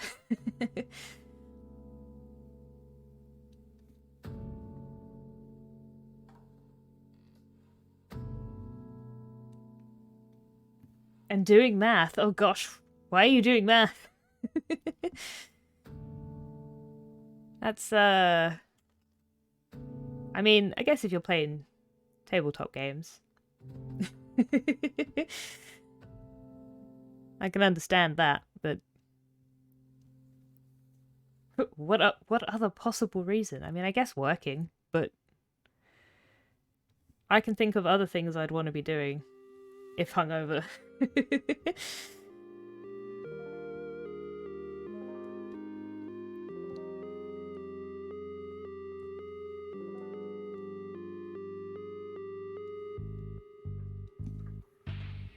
Like, feeling sorry for myself, mostly. Oh, it's been a while. I'm not a big drinker. So it has been a very long time. Well, I have been hungover in my life. It has been a while. Doing some data analysis and trying to do some of the math involved because you can't code. Fair, fair.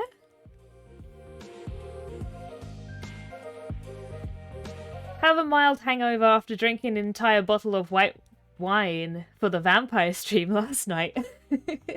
Oh my gosh, vampires are everywhere today.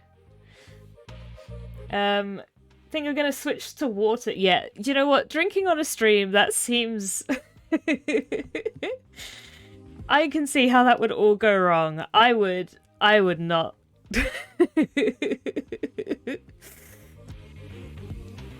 Just because I just drink so quickly, and that's part of the problem. I'm gonna switch to water for that game from now on. It makes me thirsty playing games and don't pay attention. Yes, that's exactly why I wouldn't. It was originally the EU Happy Hour. Yes, I am aware of EU Happy Hour. I couldn't. Just because I know myself.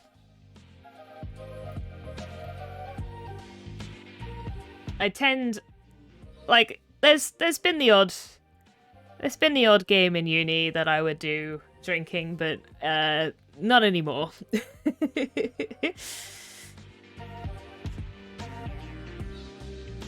That is it's no longer my vibe.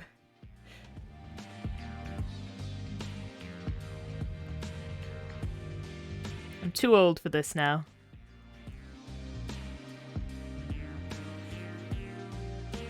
You have, thank you.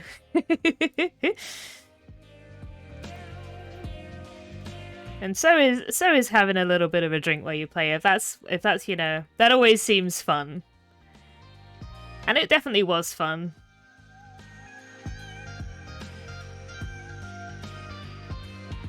Also, the thing was, Vladimir is a fencer. Ooh!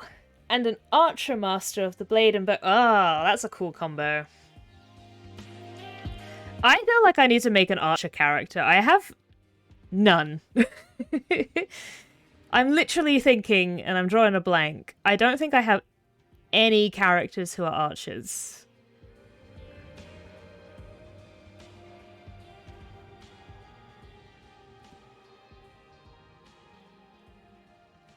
And I don't know if it's because like other people would play rangers or if it's I just feel like I would miss being in the thick of it all, combat-wise.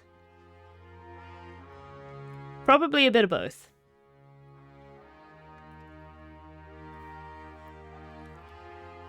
Oh, quiche time! It's almost ready to take out the oven. Be back soon. Okay. Have a good quiche time. I hope it is delicious. Okay. So let's draw the legs back in. Because then I can put some creases in these.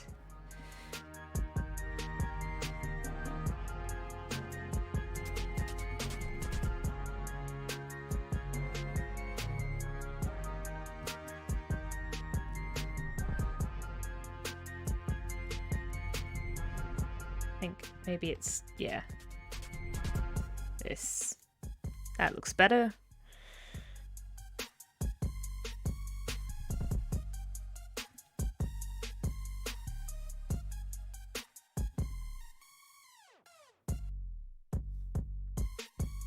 Womp womp needs a bit longer. Oh, dang, it's not quiche time. Soon. Soon it will be quiche time.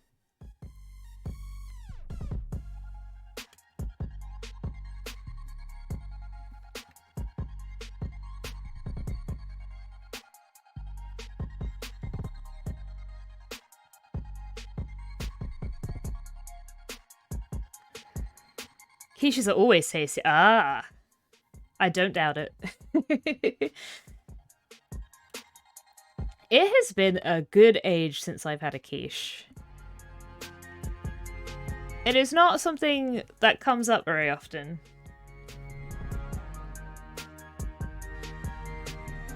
For us, I mean, I don't think I've ever made one.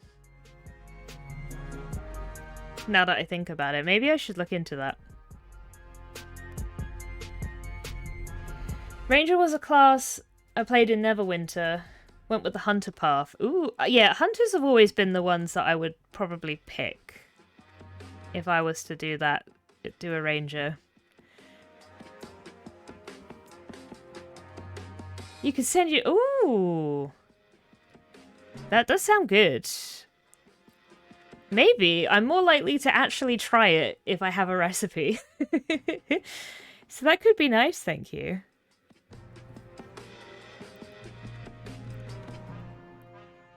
I am trying to look into some new recipes recently.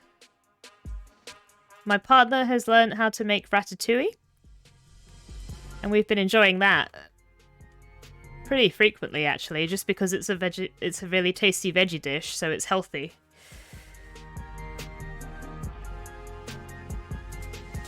It has been good. Yeah, we've just been trying to get a lot of healthier food in us this year, which we've mostly been successful with.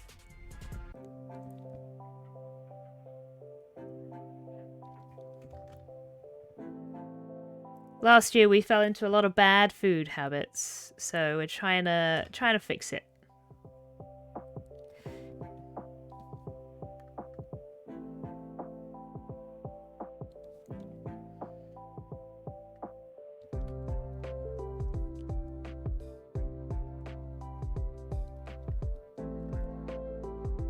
Let's try that again.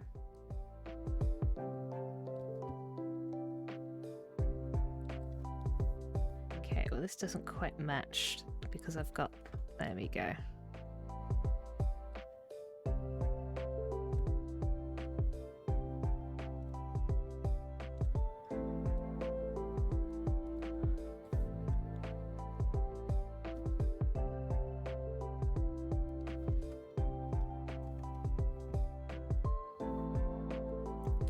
Okay.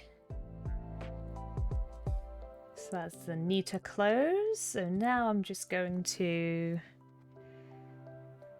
hide the bits of the body that are covered. So it's all the legs.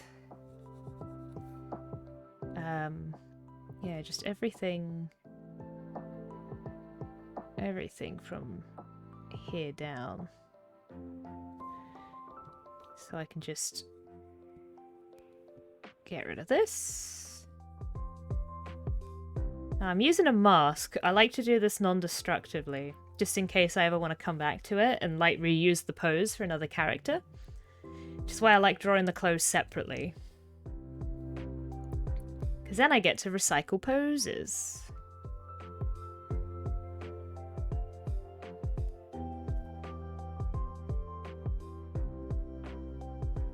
So I just need to get rid of this bit up to here, and then I keep the hand, and then the arm.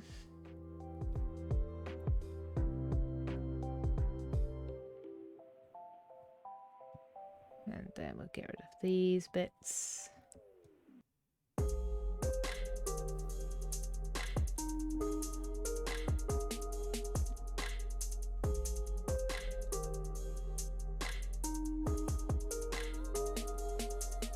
Just a little bit there. Okay.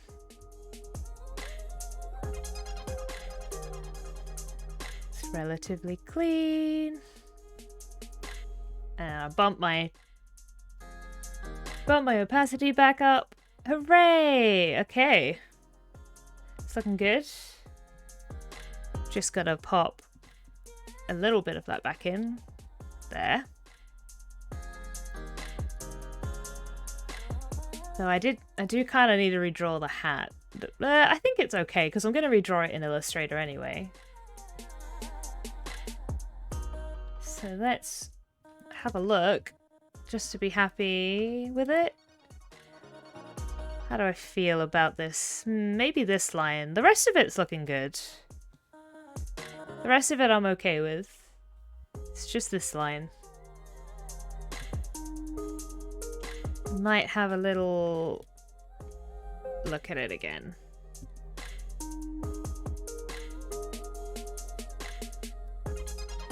Because it's coming from... Yeah, like, does this need to come up a bit first? And then we have the sleeve.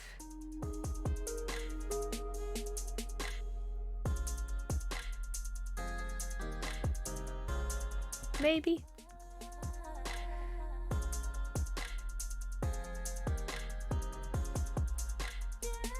I think maybe.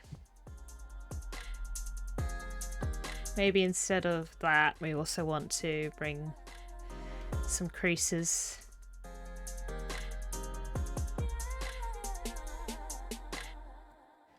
In like there. Or maybe it's because of the way that this bit is folding over. It does look pretty flat. I think it should be a bit more round. Because the shoulder's over it.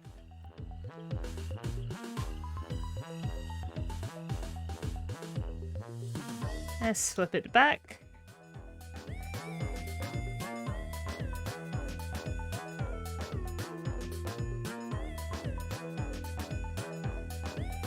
Yeah, I think I'm okay with it.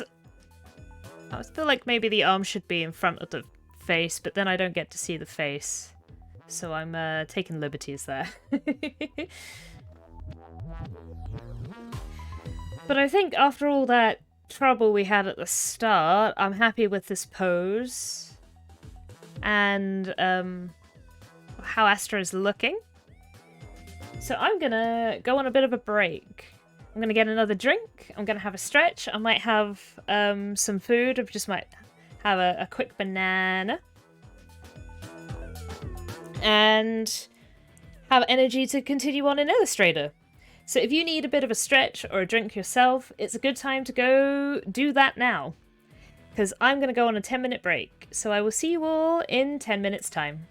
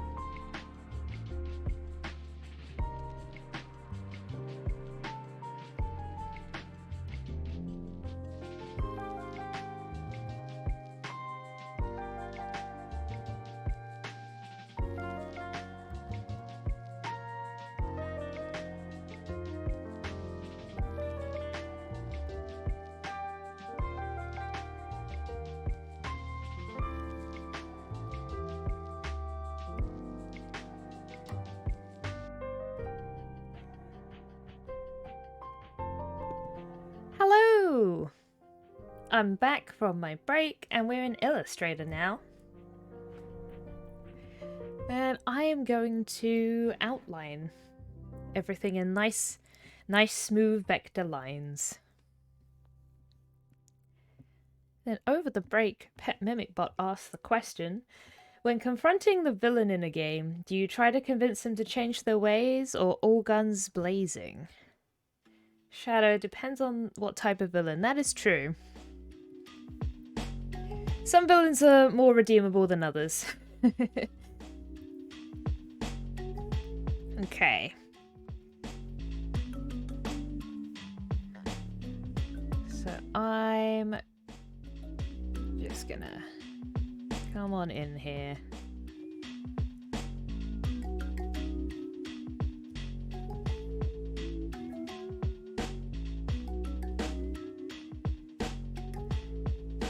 And I'm gonna start popping all these lines in.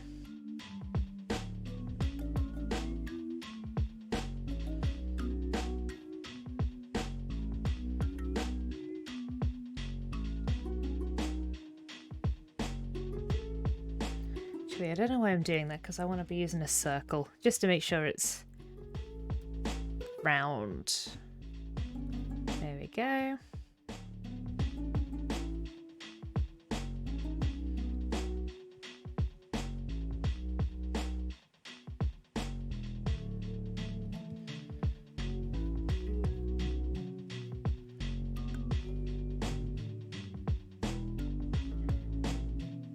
I'll just cut off the edges there.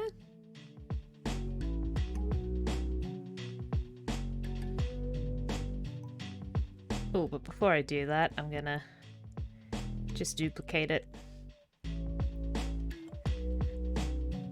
so I can use it from the other side so they're at the same angle. But this one is a little smaller.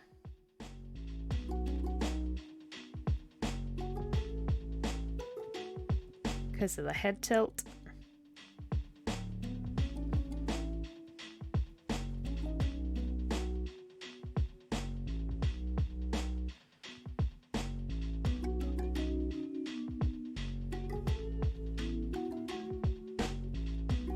Triple stacked cheeseburger, that sounds huge.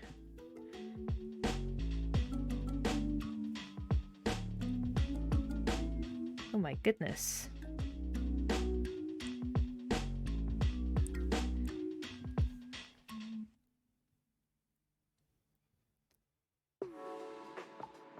But it sounds tasty.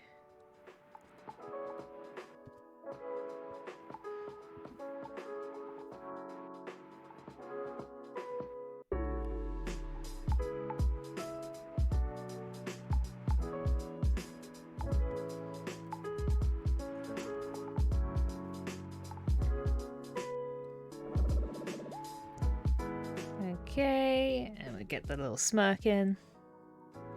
Need to make sure that the line is smooth.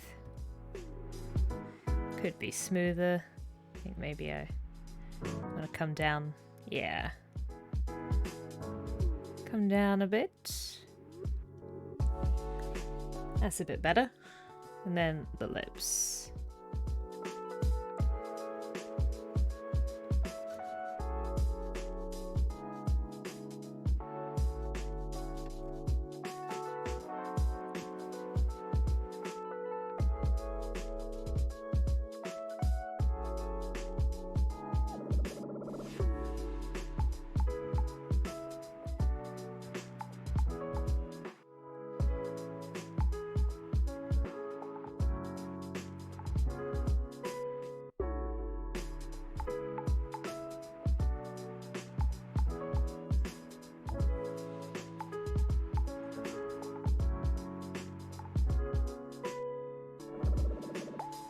Let's come in a bit more.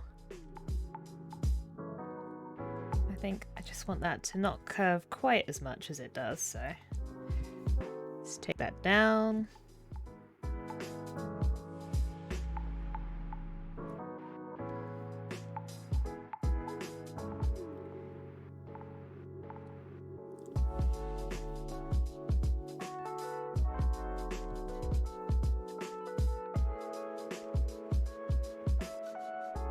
Then I can come in here, give these a bit of a rounded, softer thing going on.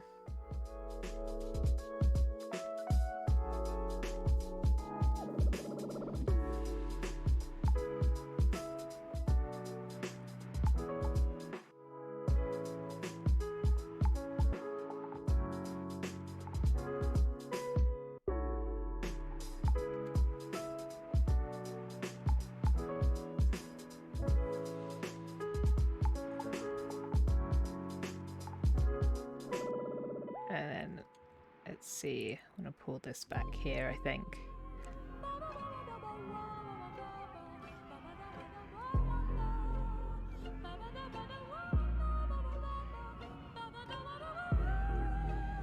Just to give everything here a bit of shape.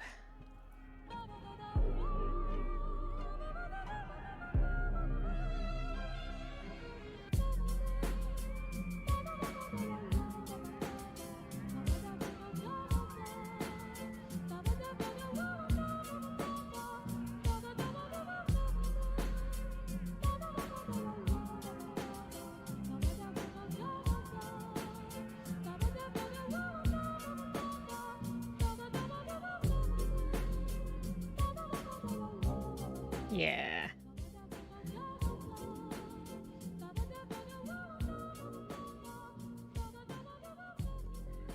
Actually, I don't want it to be the huge at the tip, do I? I just need that to come out there.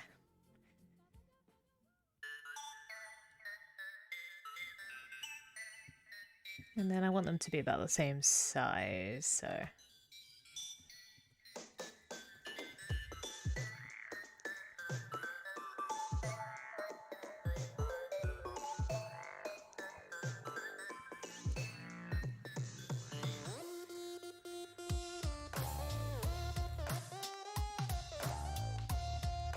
And then let's just come in there.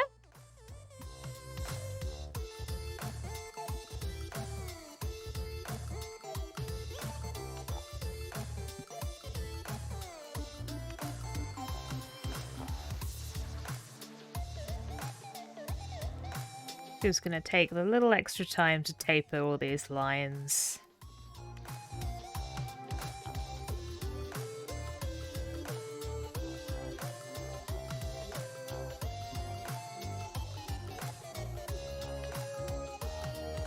I just think it helps the face look a little softer. So let's just hit save. Because I haven't yet. I want to make sure we don't lose it.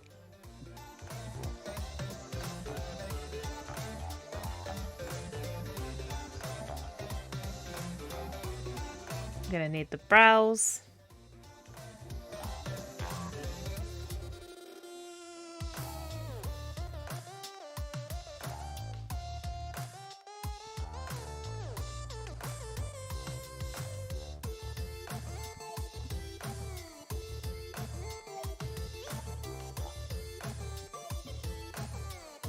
And then I'm gonna pop in the fringe.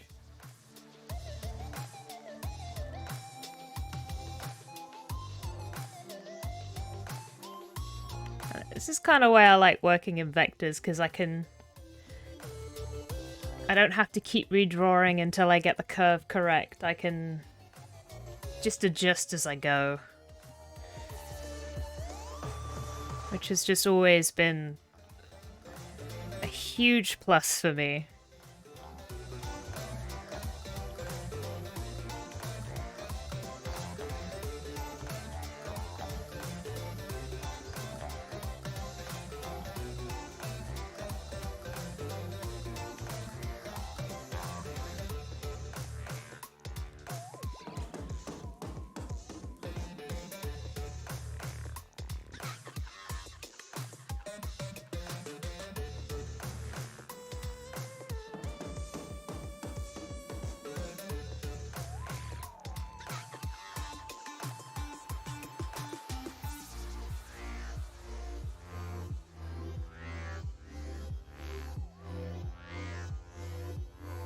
There we go, and I don't want that line connected, just because when I go to taper things, it'll probably be easier if it's just not a part of the huge shape.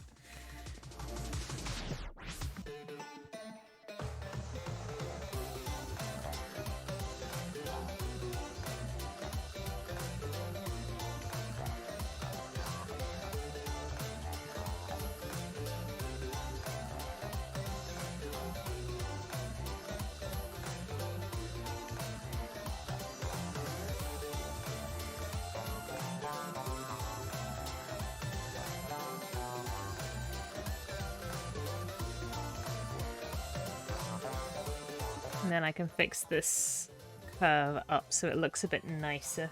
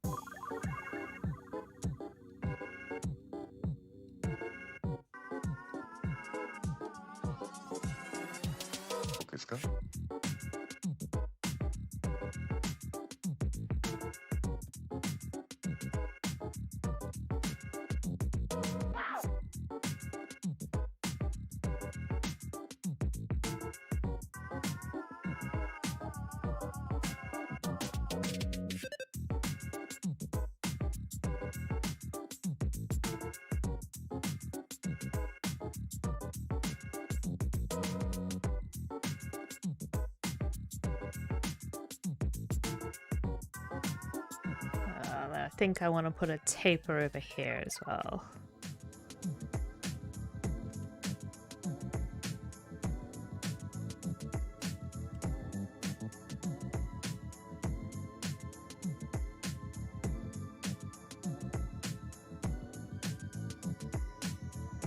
What you doing over here, lion?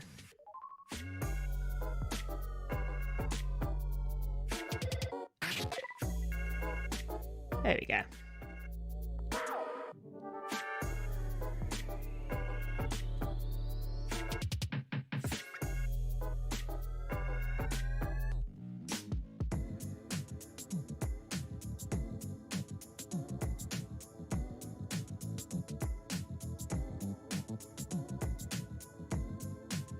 Then again, my character crossover to Ruby seems a bit overkill.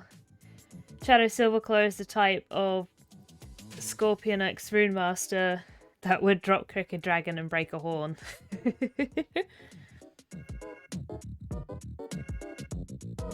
That's fair. I mean, thinking about things is kind of how you can make the idea better, isn't it?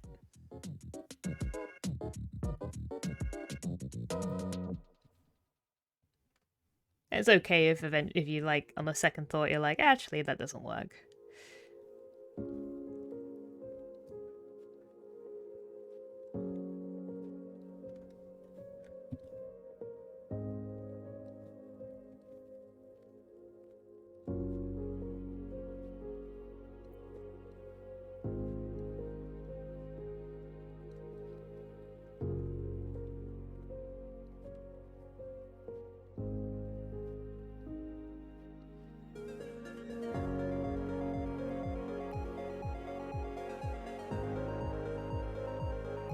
Go. I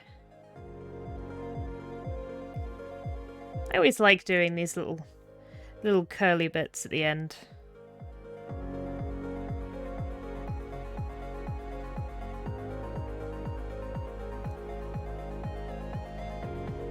I like the way they frame her face usually.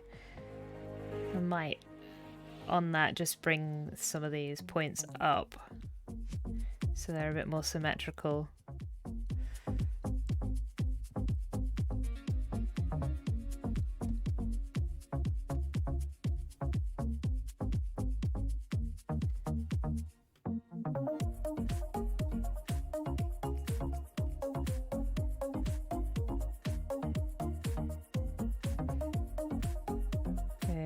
My break schedule is all off today because I went so late, but we'll just have a break as we think we need it.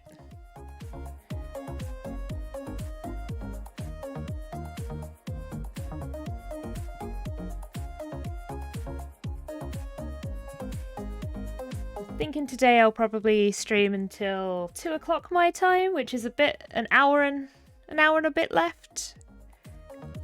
Which I think will be enough time to finish this.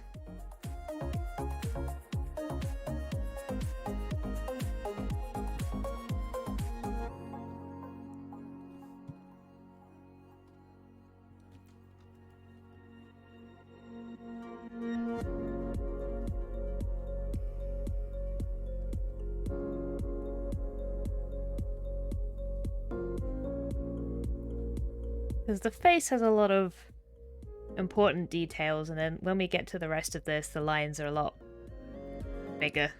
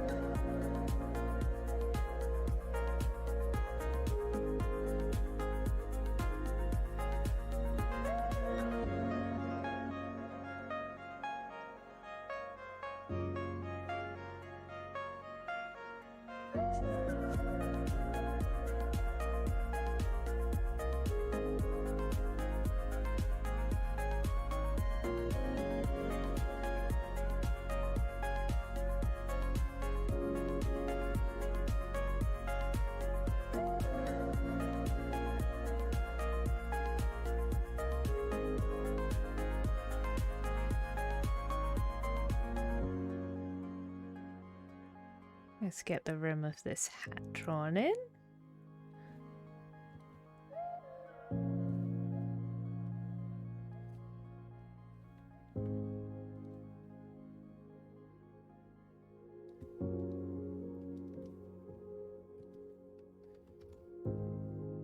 I think that's looking good.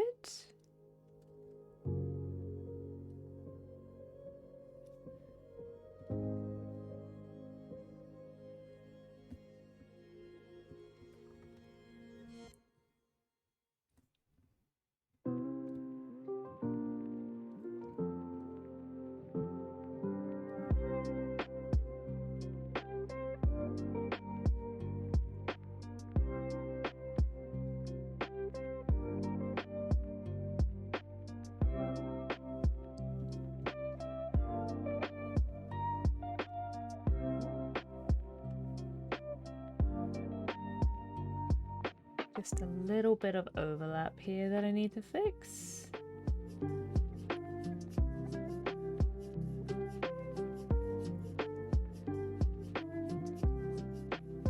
And have a stretch.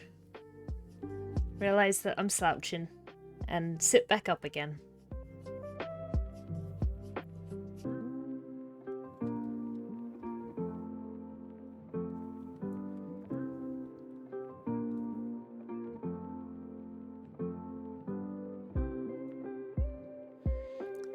That's a posture check for everybody. If you're slouching, go ahead and unslouch.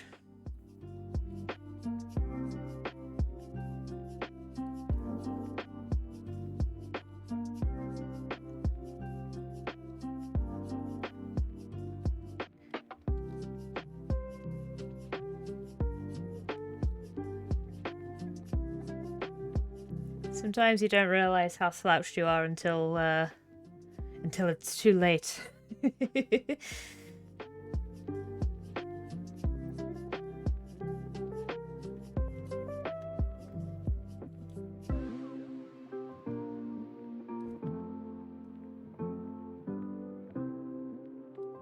Okay.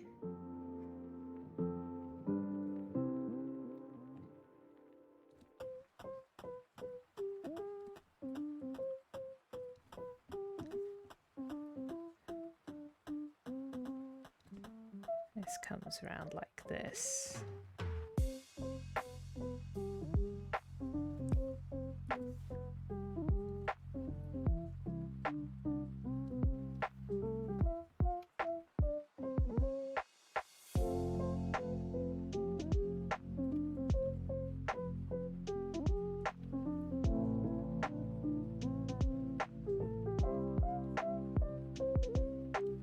I'm drawing through the hair, and then I can break the lines off afterwards, and that way I just know that my lines are gonna be in the right position.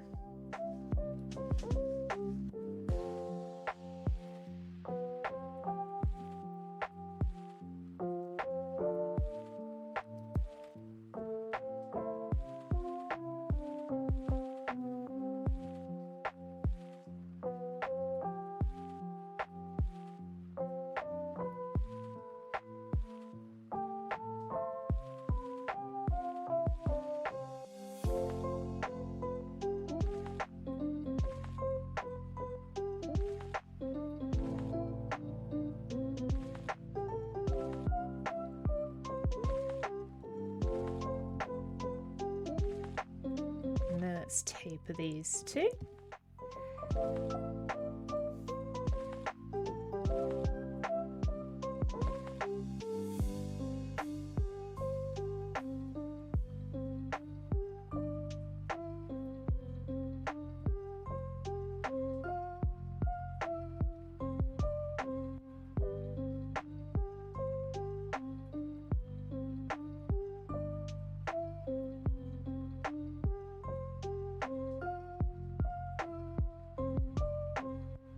Just going to imagine where that is going up to, like that,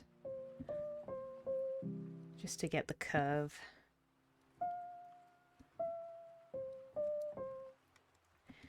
Okay, so this is... It's got a little bit of an interaction there as well.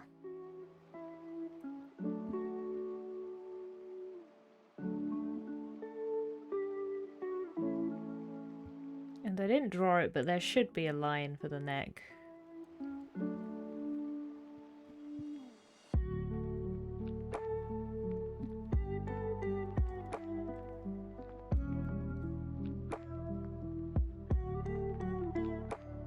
Feels like I missed it somehow.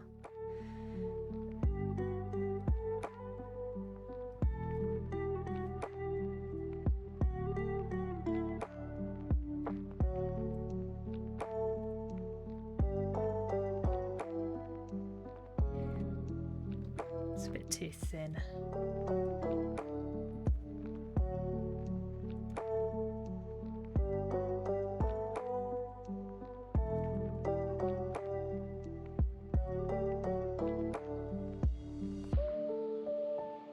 I can see how I missed it because it's not the most obvious thing.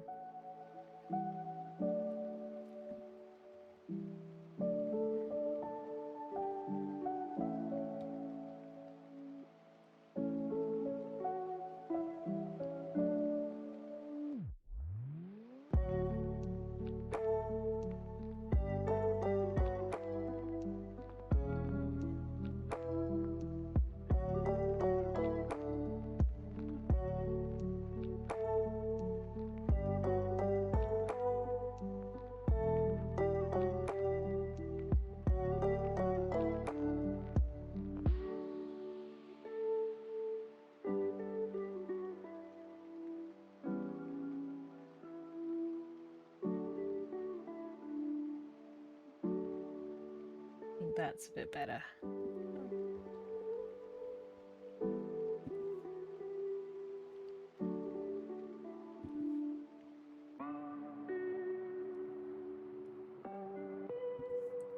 Might be something I keep changing my mind about. We'll come back. We'll see.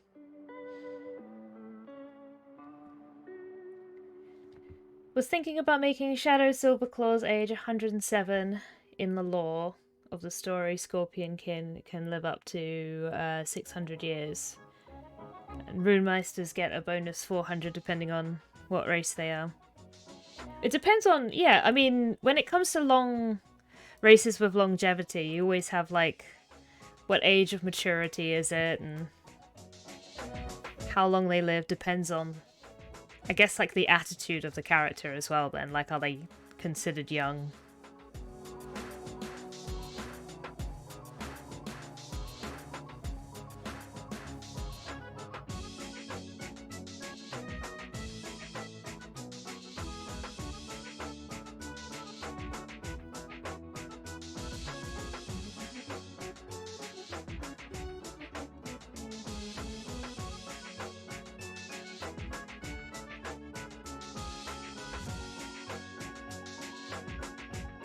a bit of a better shape.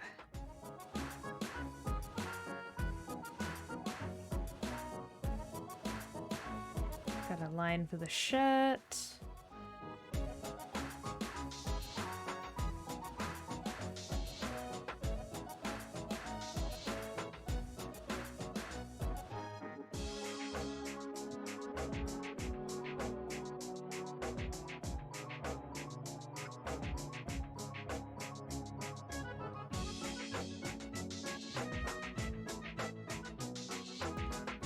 And we got the bodice.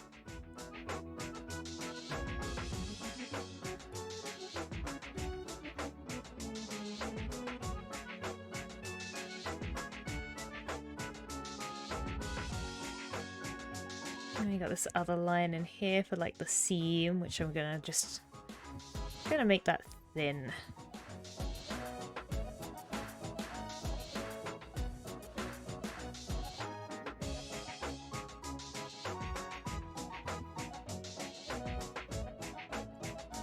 And then we'll taper this line.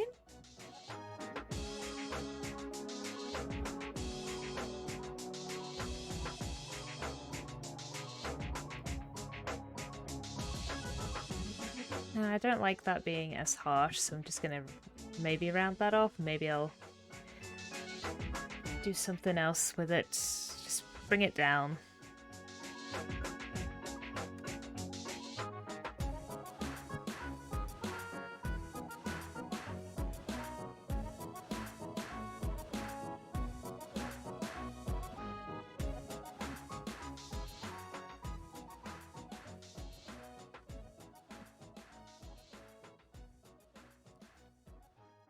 Just checking everything as I go. Okay, so that clicked into the point there, but I don't want it quite on the same thing. I just want it to be slightly off.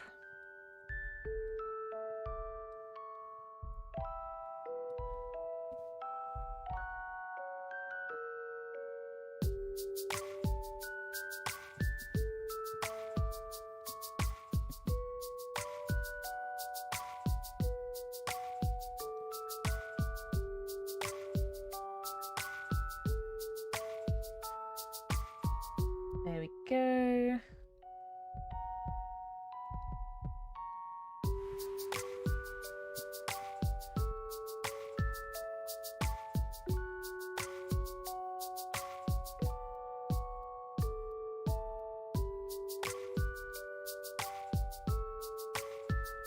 And then the sleeve puffs out a bit here.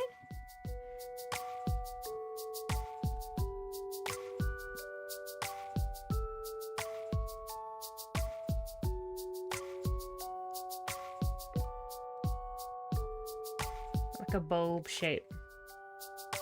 Pet Mimic Bot has also asked another question. What is your favourite tabletop RPG or video game and why? So my favourite always kind of changes with the time. It depends on what I'm playing. That being said, I think my current favourite is Monster of the Week. I really like that system. It's a Powered by the Apocalypse system, and it's quite reminiscent of shows like Supernatural, or Buffy the Vampire Slayer, or Gravity Falls, where it has, you know, the Monster of the Week TV show formula from where it gets its name. And I think it's just a lot of fun. I like the way you can build characters. I like the way you can have your character change class as a part of the story. I think that's very cool, and also very reminiscent of the TV shows, like how Buffy goes from being like a normal like Slayer to like the Chosen One, and it's just quite a simple system to pick up. It can be as silly or as kind of scary as you want to make it.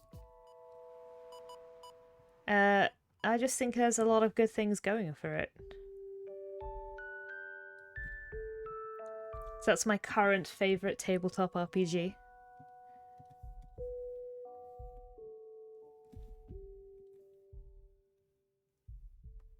It's always up there, Monster of the Week.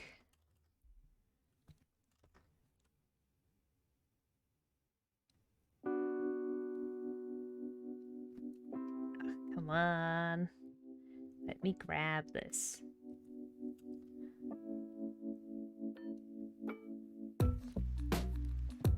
Just want to taper those ends.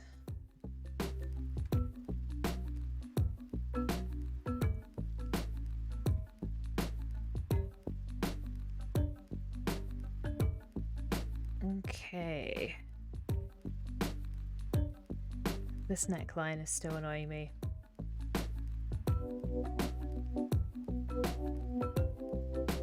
I'm gonna remove it again. It'll be something I have to eventually figure out when I'm coloring, but until then, I ignore it.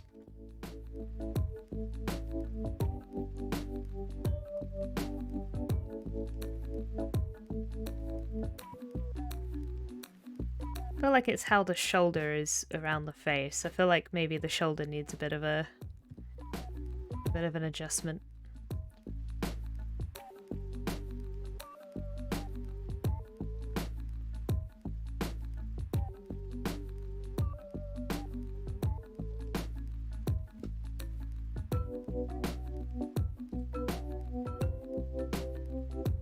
Okay, let's get some of these fingers in.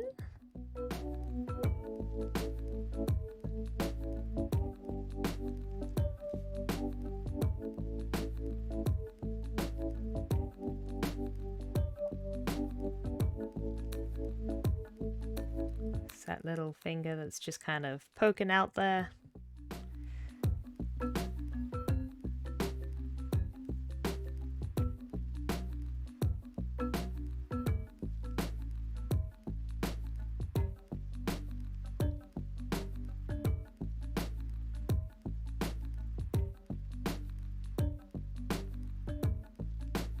And then we've got the thumb.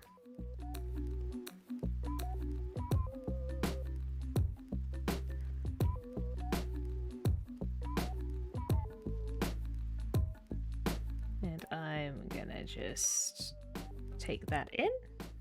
I think I like it being untapered for the thumb though.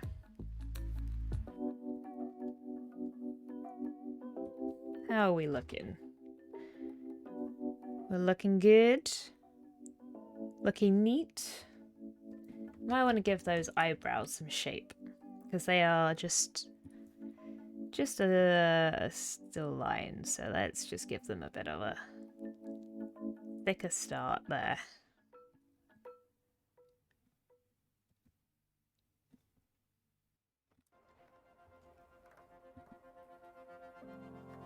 And then I can push this one back in here. There we go. That's looking a bit nicer. I might bring in this edge of the eyebrow. I think it's a bit long. But only a teeny bit.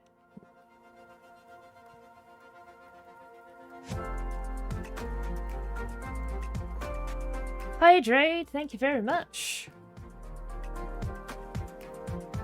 My answer has to be Dynasty Warriors Empire series. The idea to create your own character and manage your own kingdom always catches my interest. Oh, the Dynasty Warriors franchise is all pretty interesting. Right, I'm gonna have a quick swig of tea.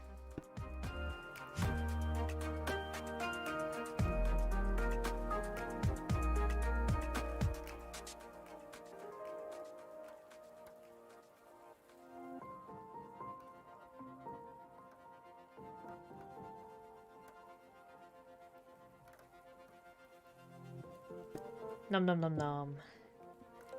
I encourage everybody else to hydrate if you have a drink handy.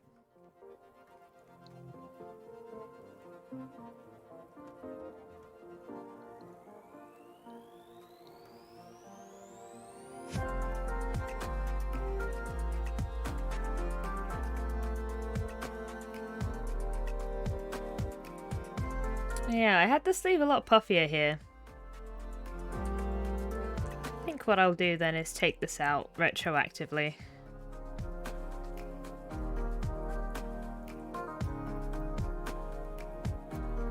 Because the arm is at an upward angle, so it might not be as puffy, but I feel like it should have a bit more shape. So it matches.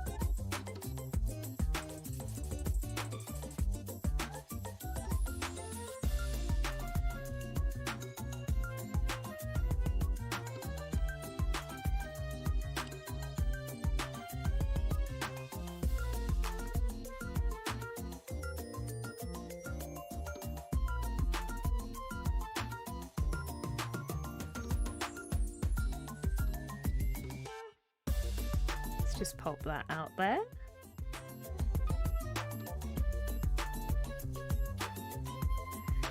The hoop around her hand is an eye twitcher? The hoop around her hand.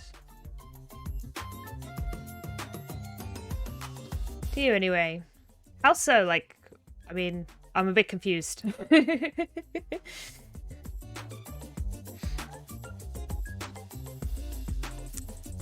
Like it's making your eye twitchy, or is that... like it's a bit unclear about where everything is going sort of thing?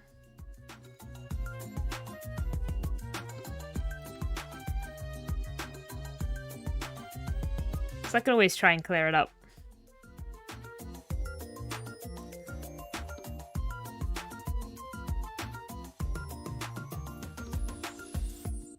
Okay.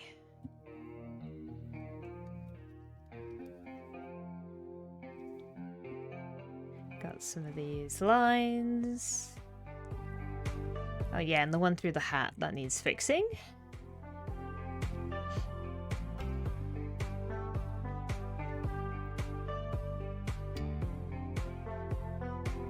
So we just need to get rid of this little section here. And that section. Oh, there we go.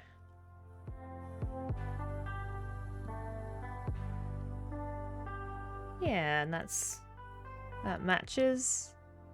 Need to taper these ends.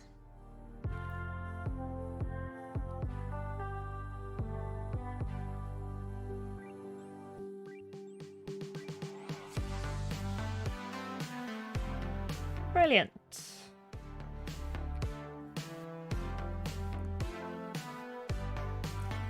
Yeah, because I'm coming up to fixing this bit anyway.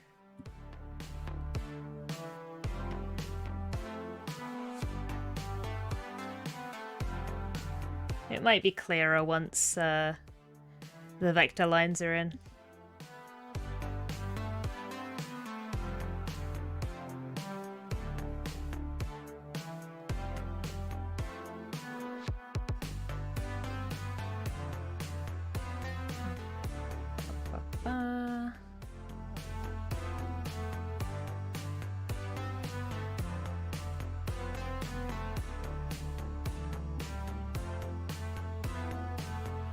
Okay.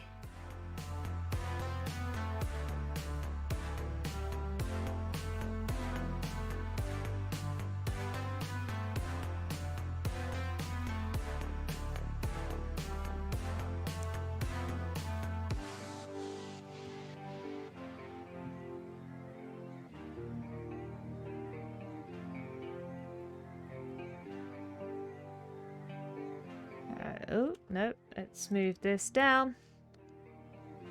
Move you down so that we don't have too much of a scale that we need to do.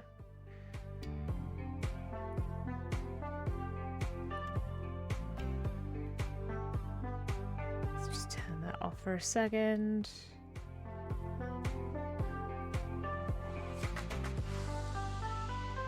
There we go.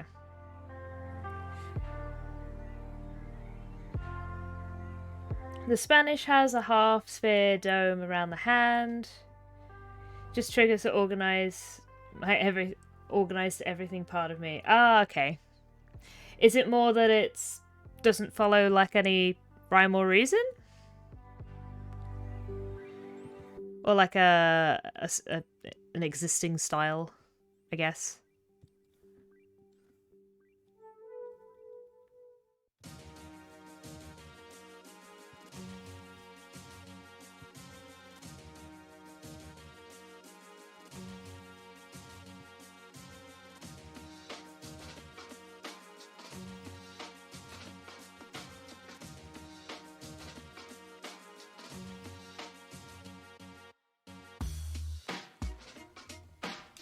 Okay.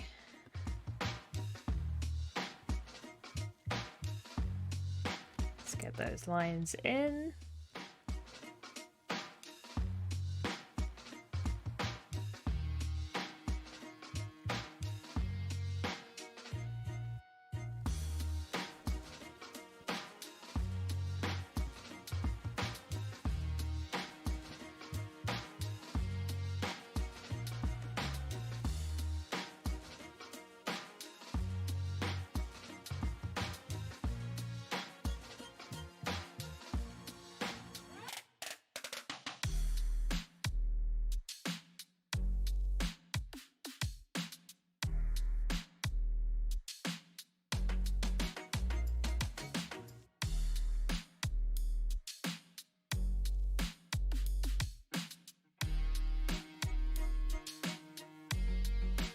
Yeah, it's one of those things that I'm not exactly super knowledgeable about. Like the styles of the rapier and stuff. I'm just kind of going on what I think looks nice.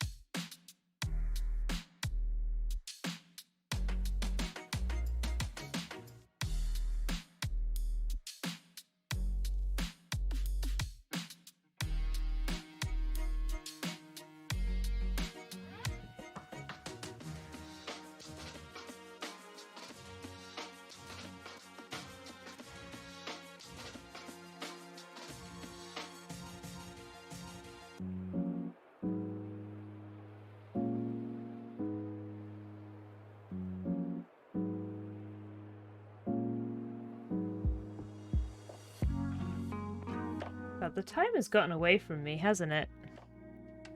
Saying I want to finish at 2. Always underestimate how long this takes.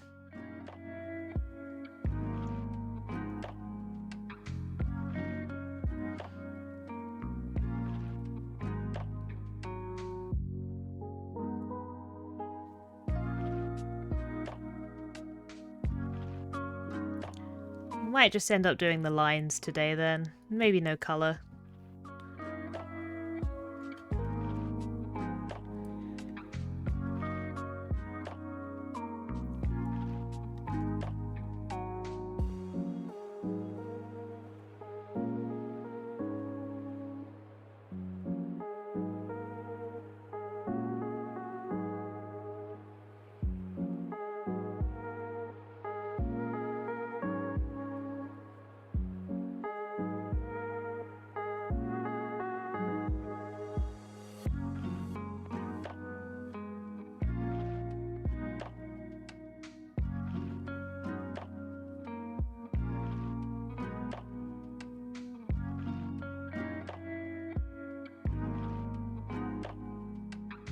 dokie.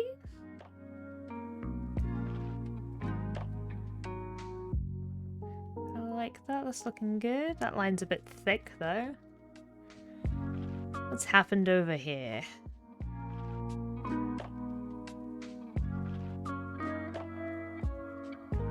There we go.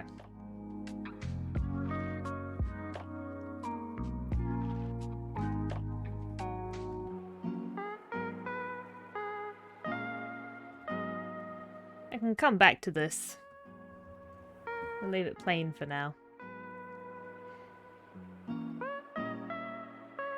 I mean, it's something, but the weapon styles that... but there are weapon styles that make me raise an eyebrow at. Then again, this is coming from a guy that has a mental left arm that has... a metal left arm that has claw blades like Wolverine and a crystal powered... Reviver? Sorry, I haven't quite got that last word. It's fair, yeah. Like, I think when there's something that exists in the real world and could have like real world accuracy. Revolver. Ah, thank you. Then I do feel like it's important to kind of like look at how it actually works. But I'm gonna be perfectly honest, I haven't in this instance for this weapon.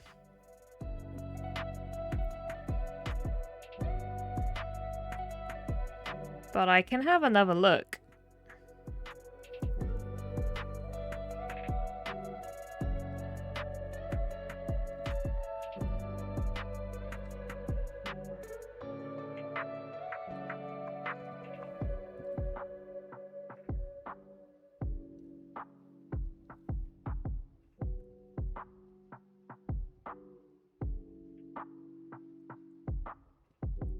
But it could just be that I can reinvent a different shape just for the heck of it, because this is set in a fantasy land.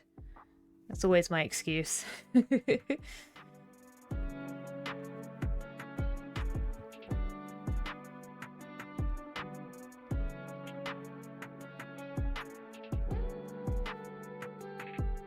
think it just depends on the detail. And how important it is to the character.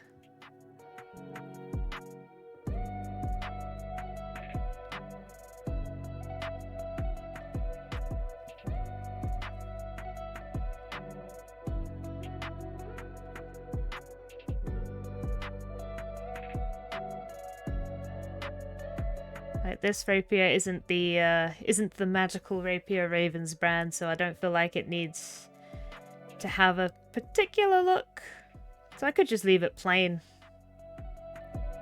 and then I don't have to worry about that.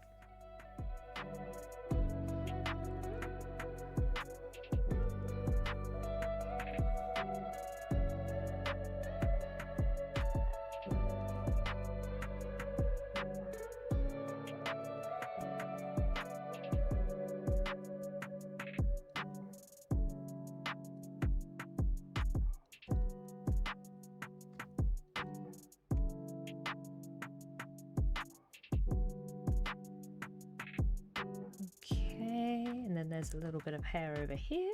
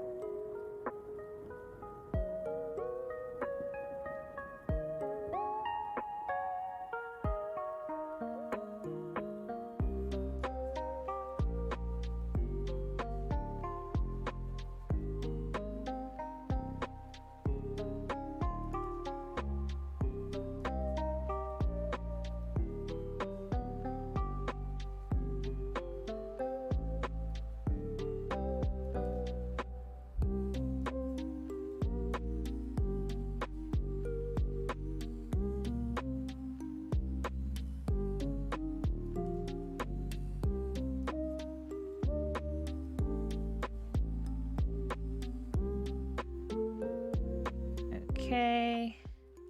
Let's put these bags on. These little belt pouches.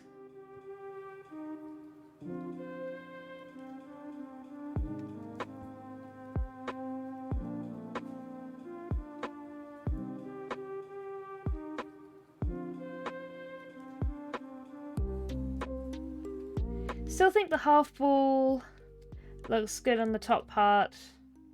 Yeah. I always do like...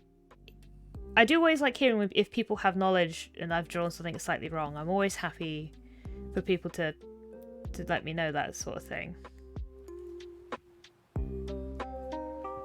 Because it's just like a learning experience that way.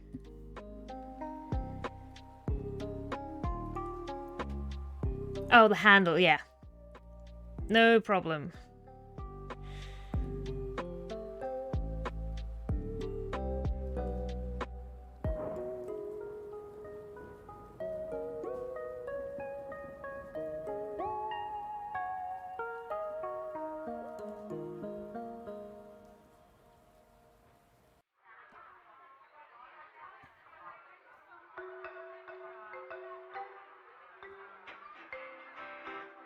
Let's bring that down a little.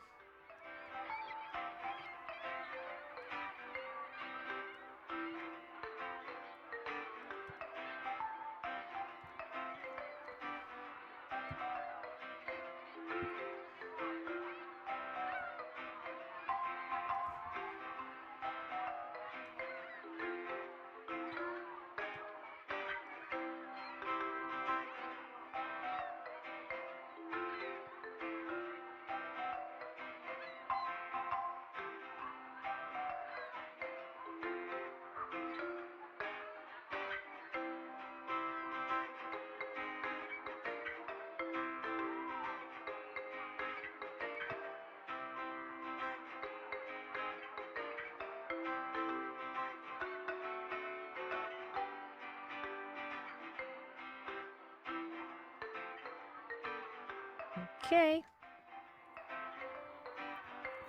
Bag number 2.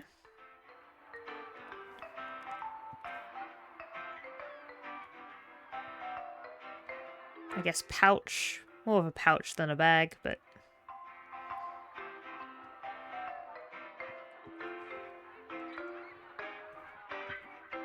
And then we'll just want to make sure that connects where it needs to.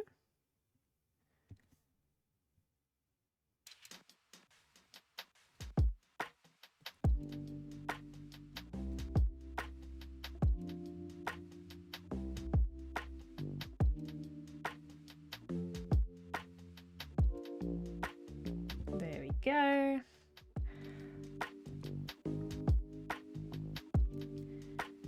And we've got the rest of this belt, which I'm just gonna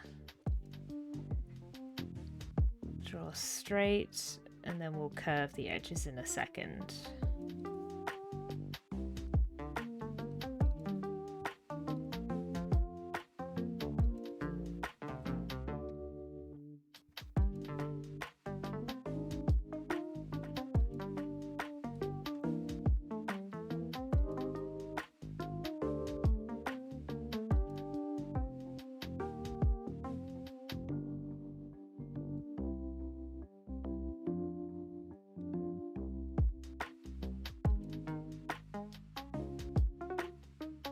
Is that thicker than it should be? It is slightly.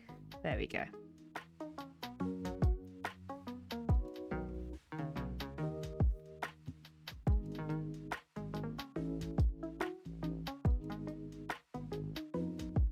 And I just want to curve that in slightly.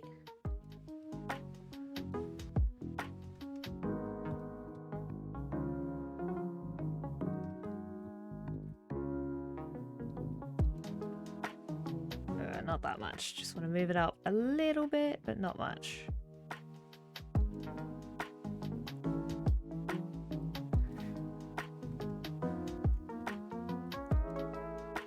Yeah, that looks good.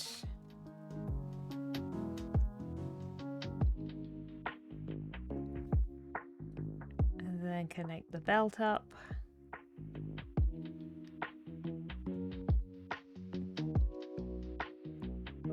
all these little fiddly bits.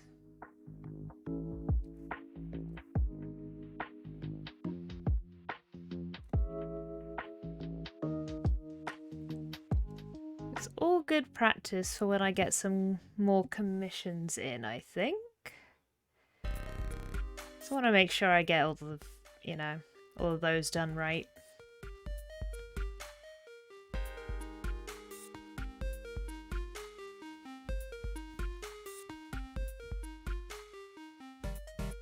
Gotta stay sharp.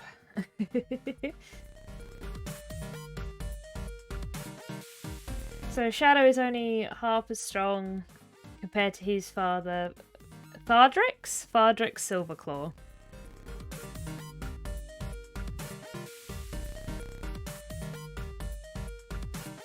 Is Shadow's father present in the story, or is he more of like a footnote?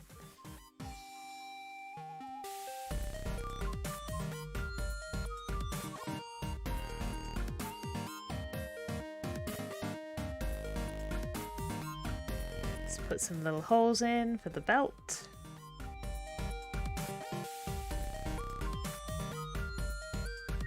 They were both trained by the same guy. Ooh. I guess when you have longevity, you could have stuff like that.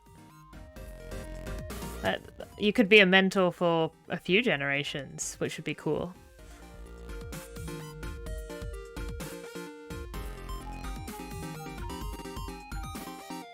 I do love me a good mentor character too.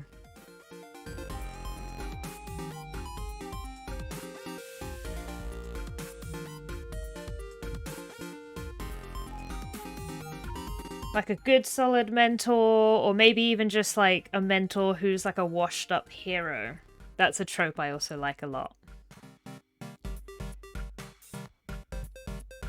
Like maybe a hero that's on a similar quest to the current protagonist but failed and is training up the current protagonist to do better.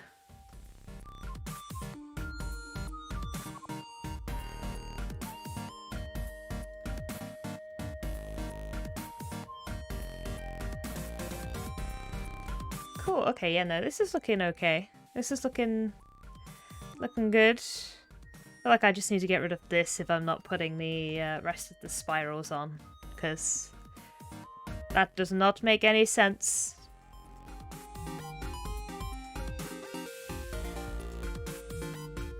So let's just connect these.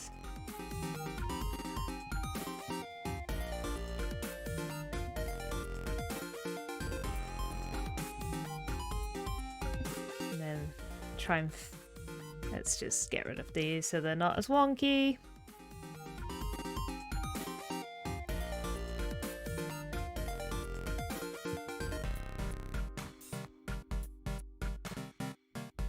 Gonna hit save because it's been a hot minute. He runs Dalta Cian, the City of Clockwork. Ooh. Why is it called the City of Clockwork?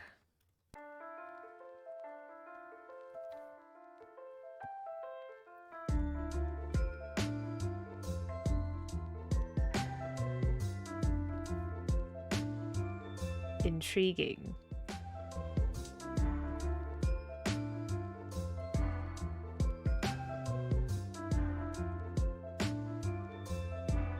Okay.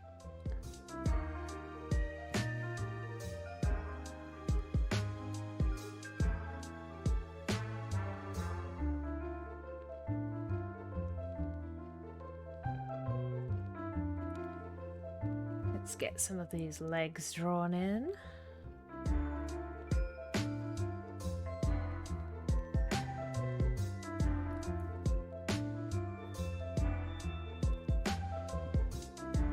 Two legs to be exact.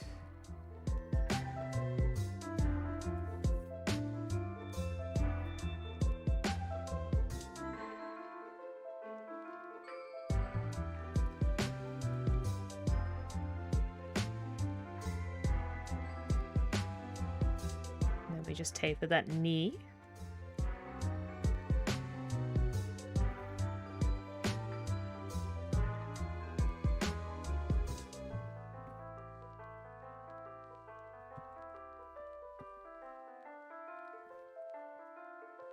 Got a little crease there.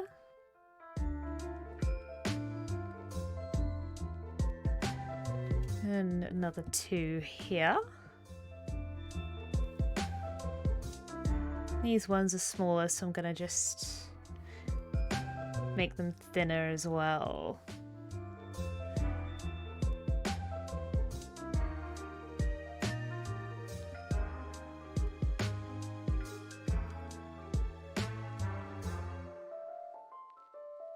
And we got that curve down here.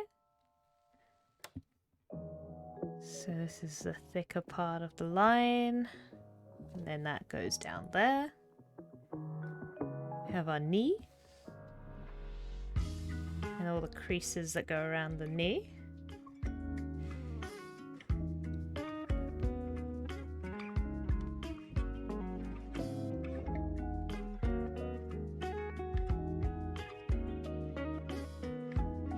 And then there's the little holster for the rapier.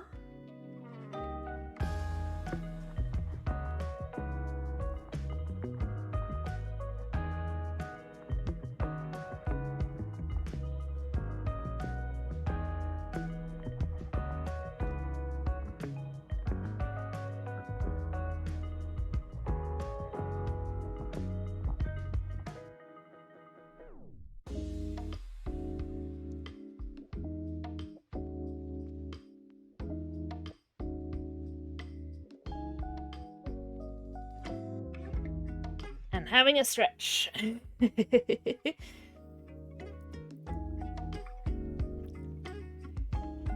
It's one of the 7 main capitals of the demi-regions. One of the few places where arcane magic and steampunk work together. Ooh, magical steampunk.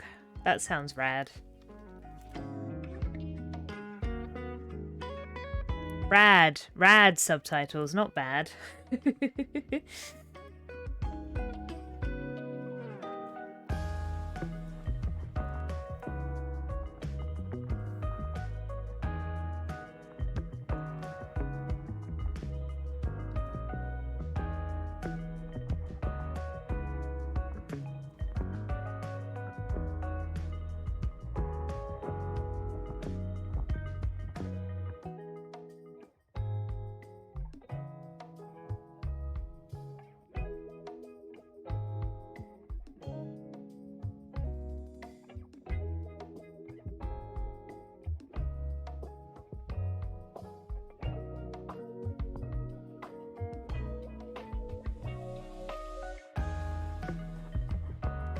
That could be a better shape.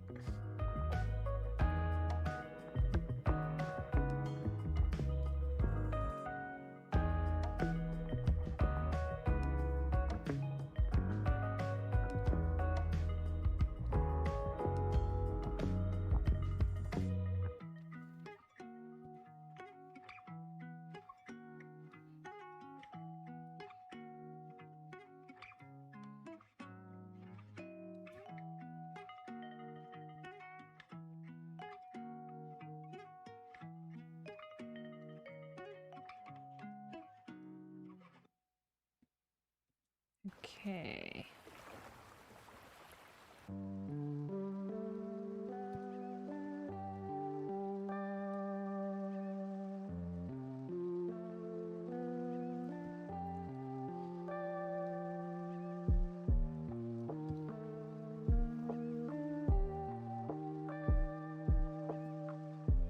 That's a bit too thick there.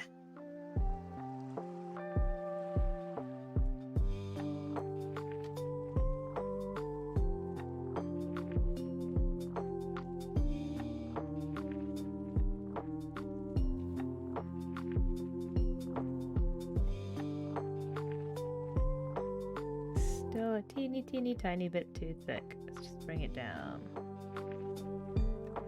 Nope, that's too much.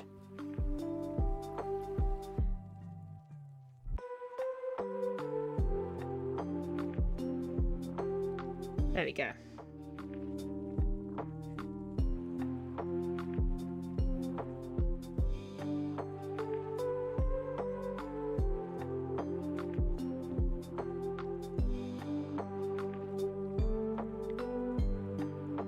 almost there. I think I'll get the lines done by the end of the stream. But yeah, I don't think we've got time for colouring today, unfortunately.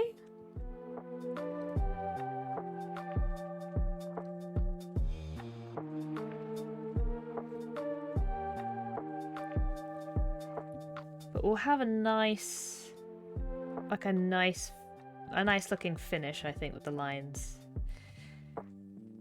And then I might colour this off stream.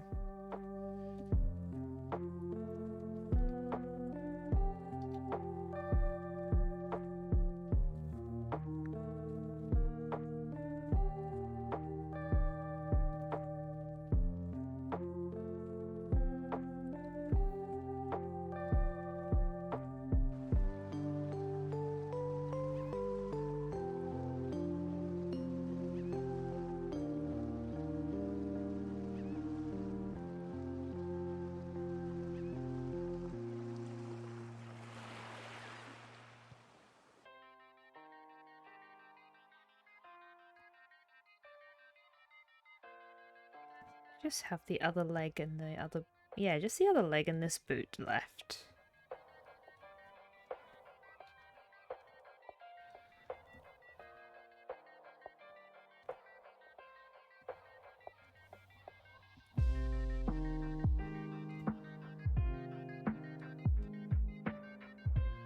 See, like it's more of the toes on that one, so I feel like it needs to be more of a this shape to match.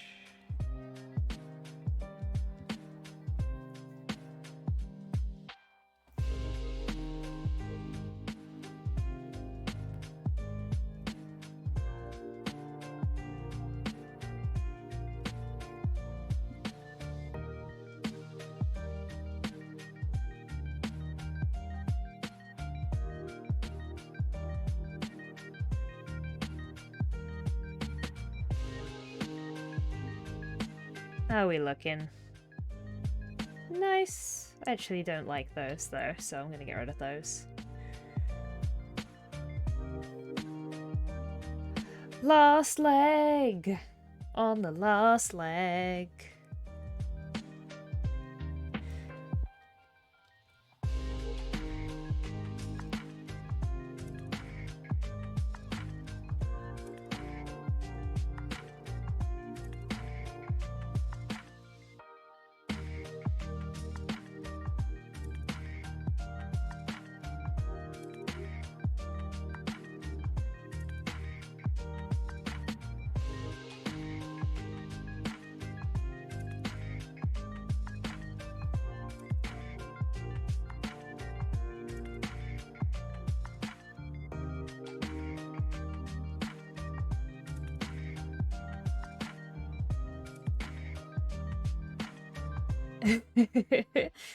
Uh-oh, someone's fallen asleep on stream. That's not good. Well, I hope they're okay.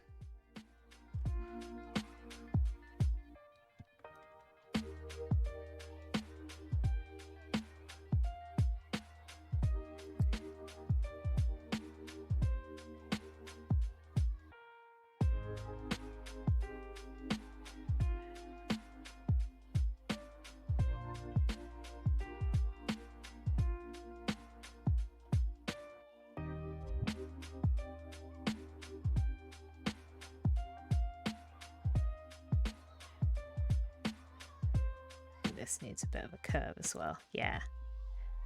Let's make it a little bit more even.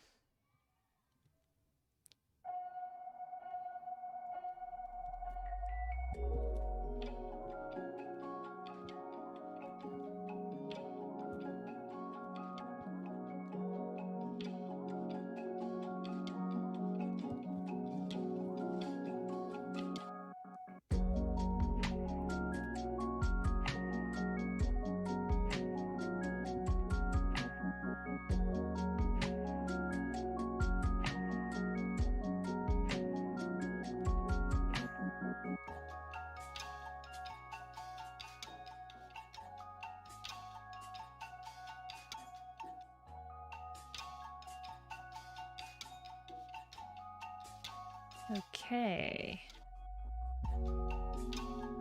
Yeah, I apologize, a lot of the talking has ceased. Been in concentrate mode.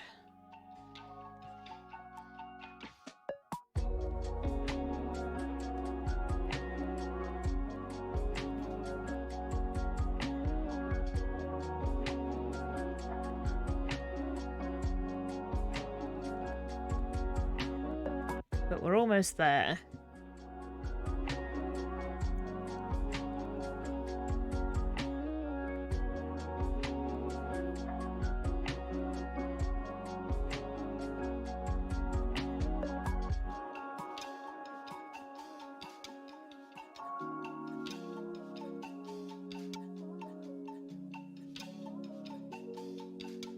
Okay.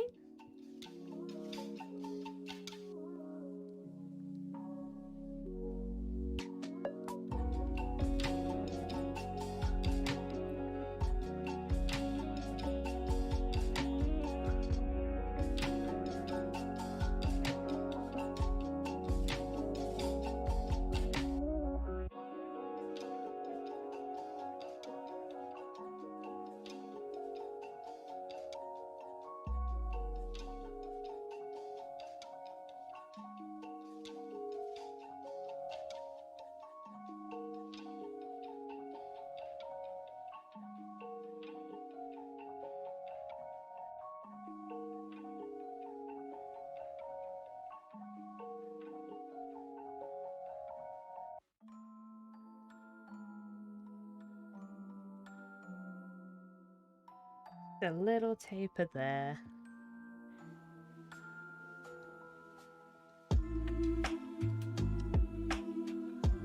And then we get the boot.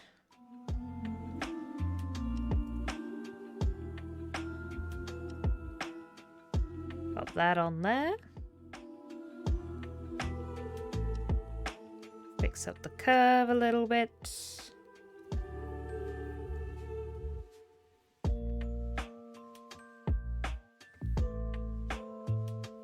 Nice, nice, nice.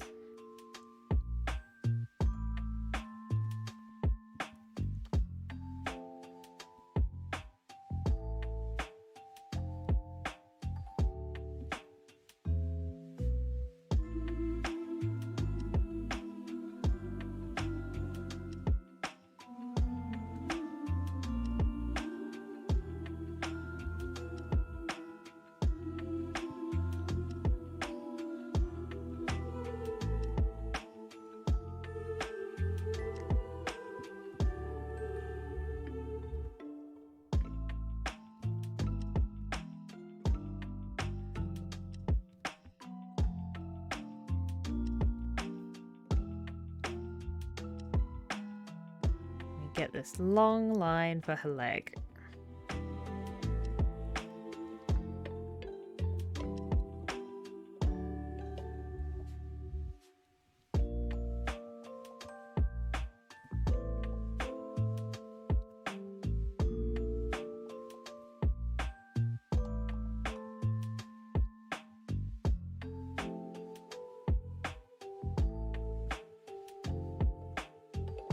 Just turn that like so.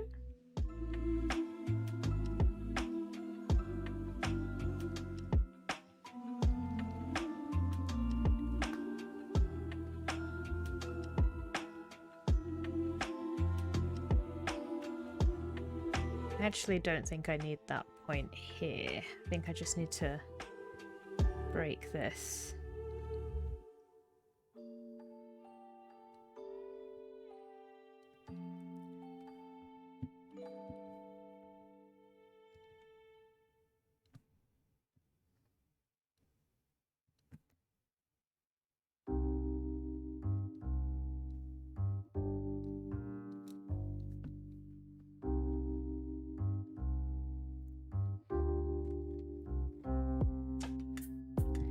Round that ever so slightly, and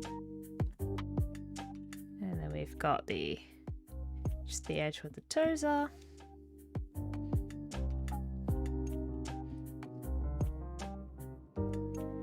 Then And I think that's the last line. Apart from the neck, which I know we still have to sort out. We've been ignoring this entire time. Oh wait, we've just got this little bit.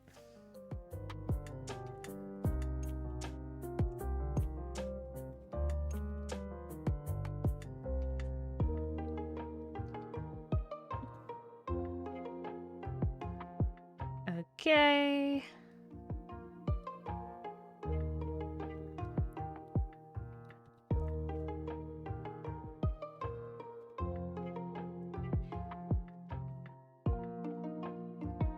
There we are. Okay, I think that's the lines basically in, apart from sorting out this neck issue, which might have to do with sorting out the arm. To give you a rundown, Thardrick Silverclaw was a war hero who fought for the rights of Demis against the humans years ago. For his service, the Alliance gave him the rank of Duke and made him leader of a town that in the future became the City of Clockwork. Oh, okay.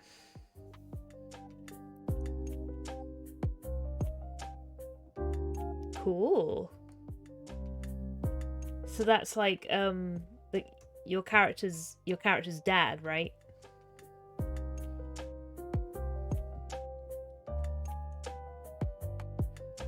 Okay.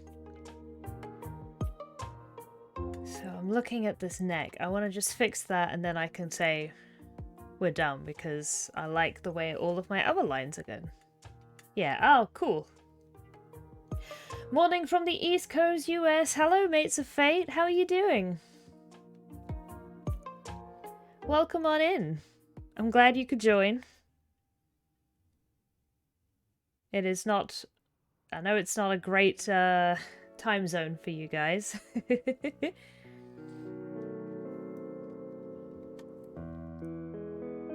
Okay, I'm just drawing my Mastermind Rogue Astra.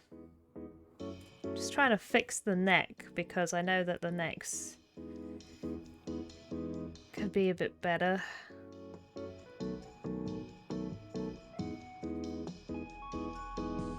Because I feel like the neck kind of comes in here.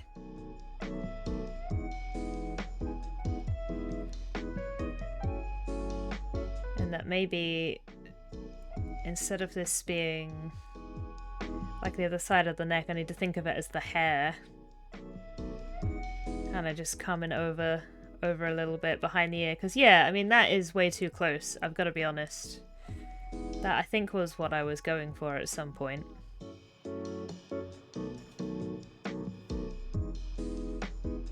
Going a little bit off-road.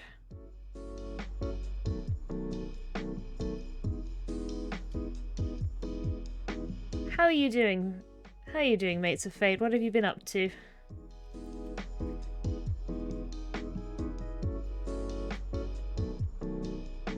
How have the streams been going? If they've been going.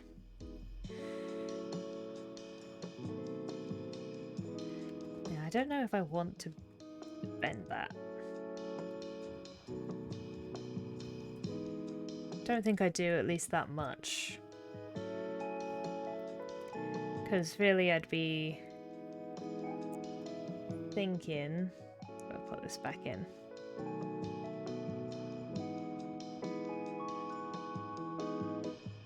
Maybe that would come to here. Because we'd have this all up in here.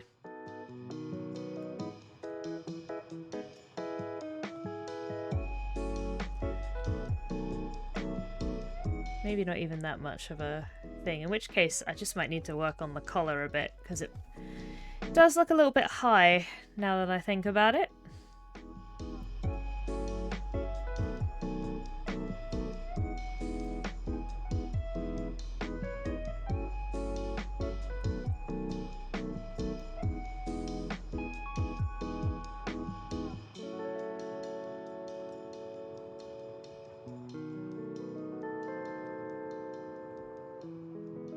Just need to fix this.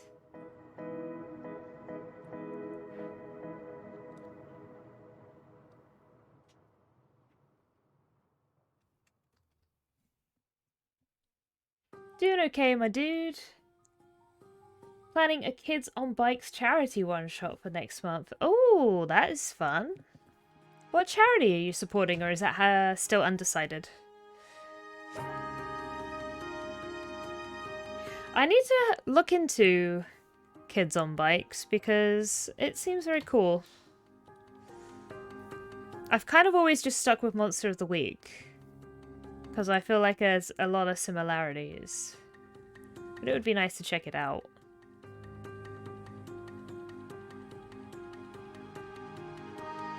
My goes to the Trevor Project. Nice.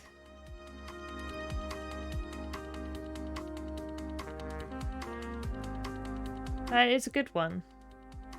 They do a lot of good work.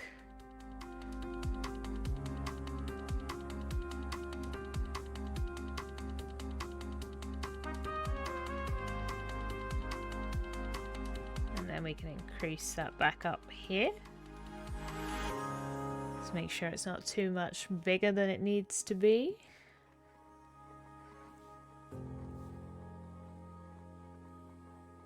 I need to just decrease that one there. How are we looking? Better. This front bit still needs fixing, but better, like more of a neck.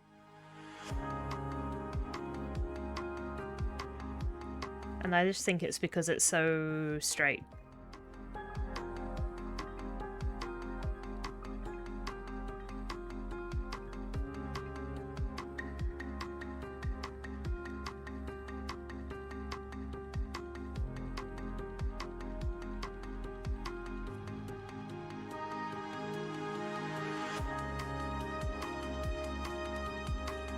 Okay. Maybe just flipping this entire image will help as well. So let's grab this. Let's reflect. Not too far off now. Not too far off now. Hoping to do a charity stream in the autumn with some friends in the UK time zone. Just saying. That sounds fun. I mean, I am in the UK time zone. Definitely hit me up. I would be interested.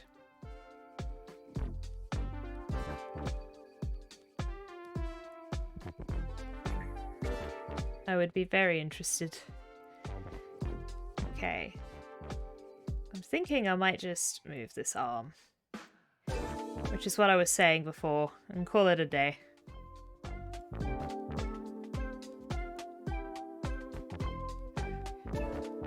I think that's what we've needed to do. Just the space is weird, so let's remove it. Reflect that back where it was.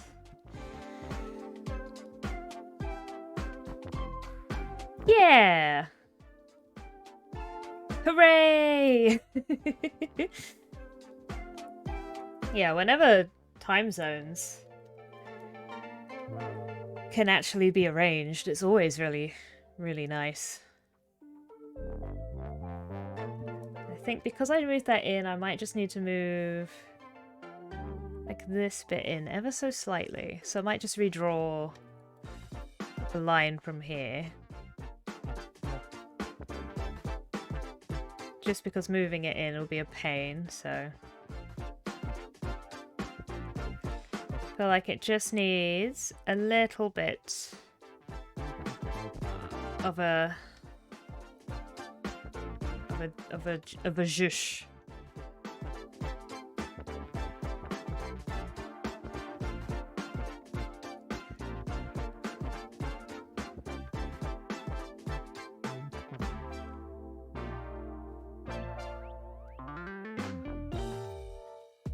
Just since we've moved the shoulder over, otherwise it's going to be a very big sleeve.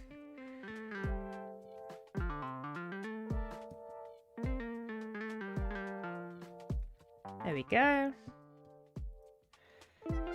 Neatened.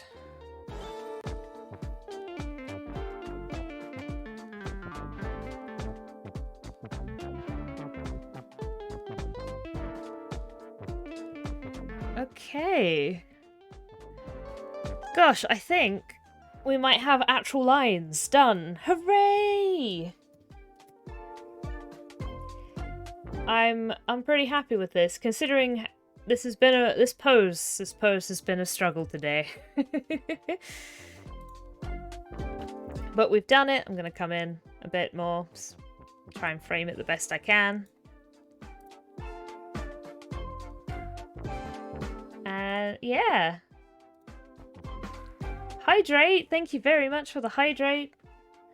Let's have a little last minute hydrate. If you have a drink, I highly recommend you hydrate along with me. I'm gonna have a swig of tea.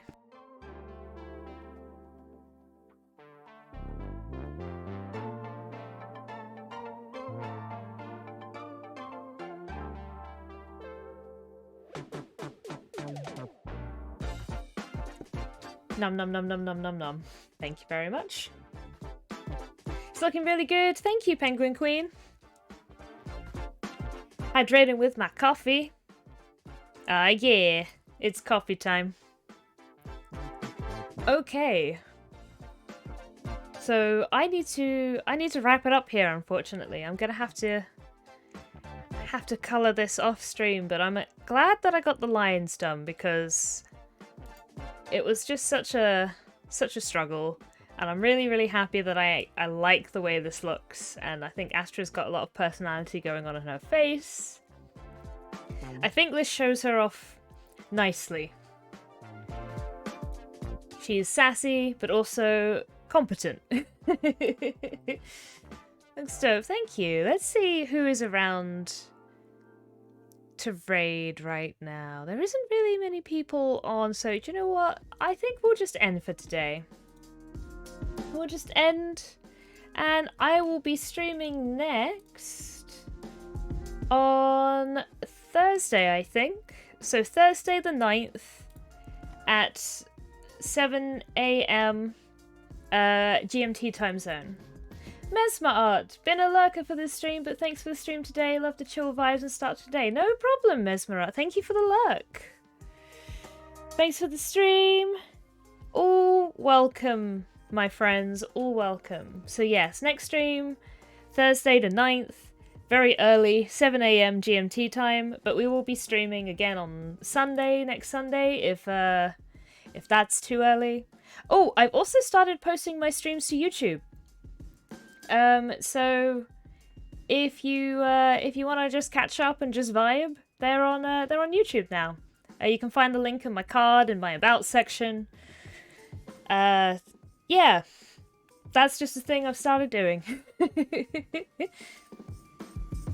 Have a great day, everyone. Rest of your day, whatever. Rest of your day, rest of your evening, rest of your weekend, and have a great week next week. Glad I was able to explain some lore, gave you some... I also love that you were telling me about your story, Shadow, and yeah, I think talking about ideas is like the best way of coming up with new ideas, so I'm glad it was helpful. Alright then, my dears, I'm off now. Have a great one, and I will see you next time. Bye!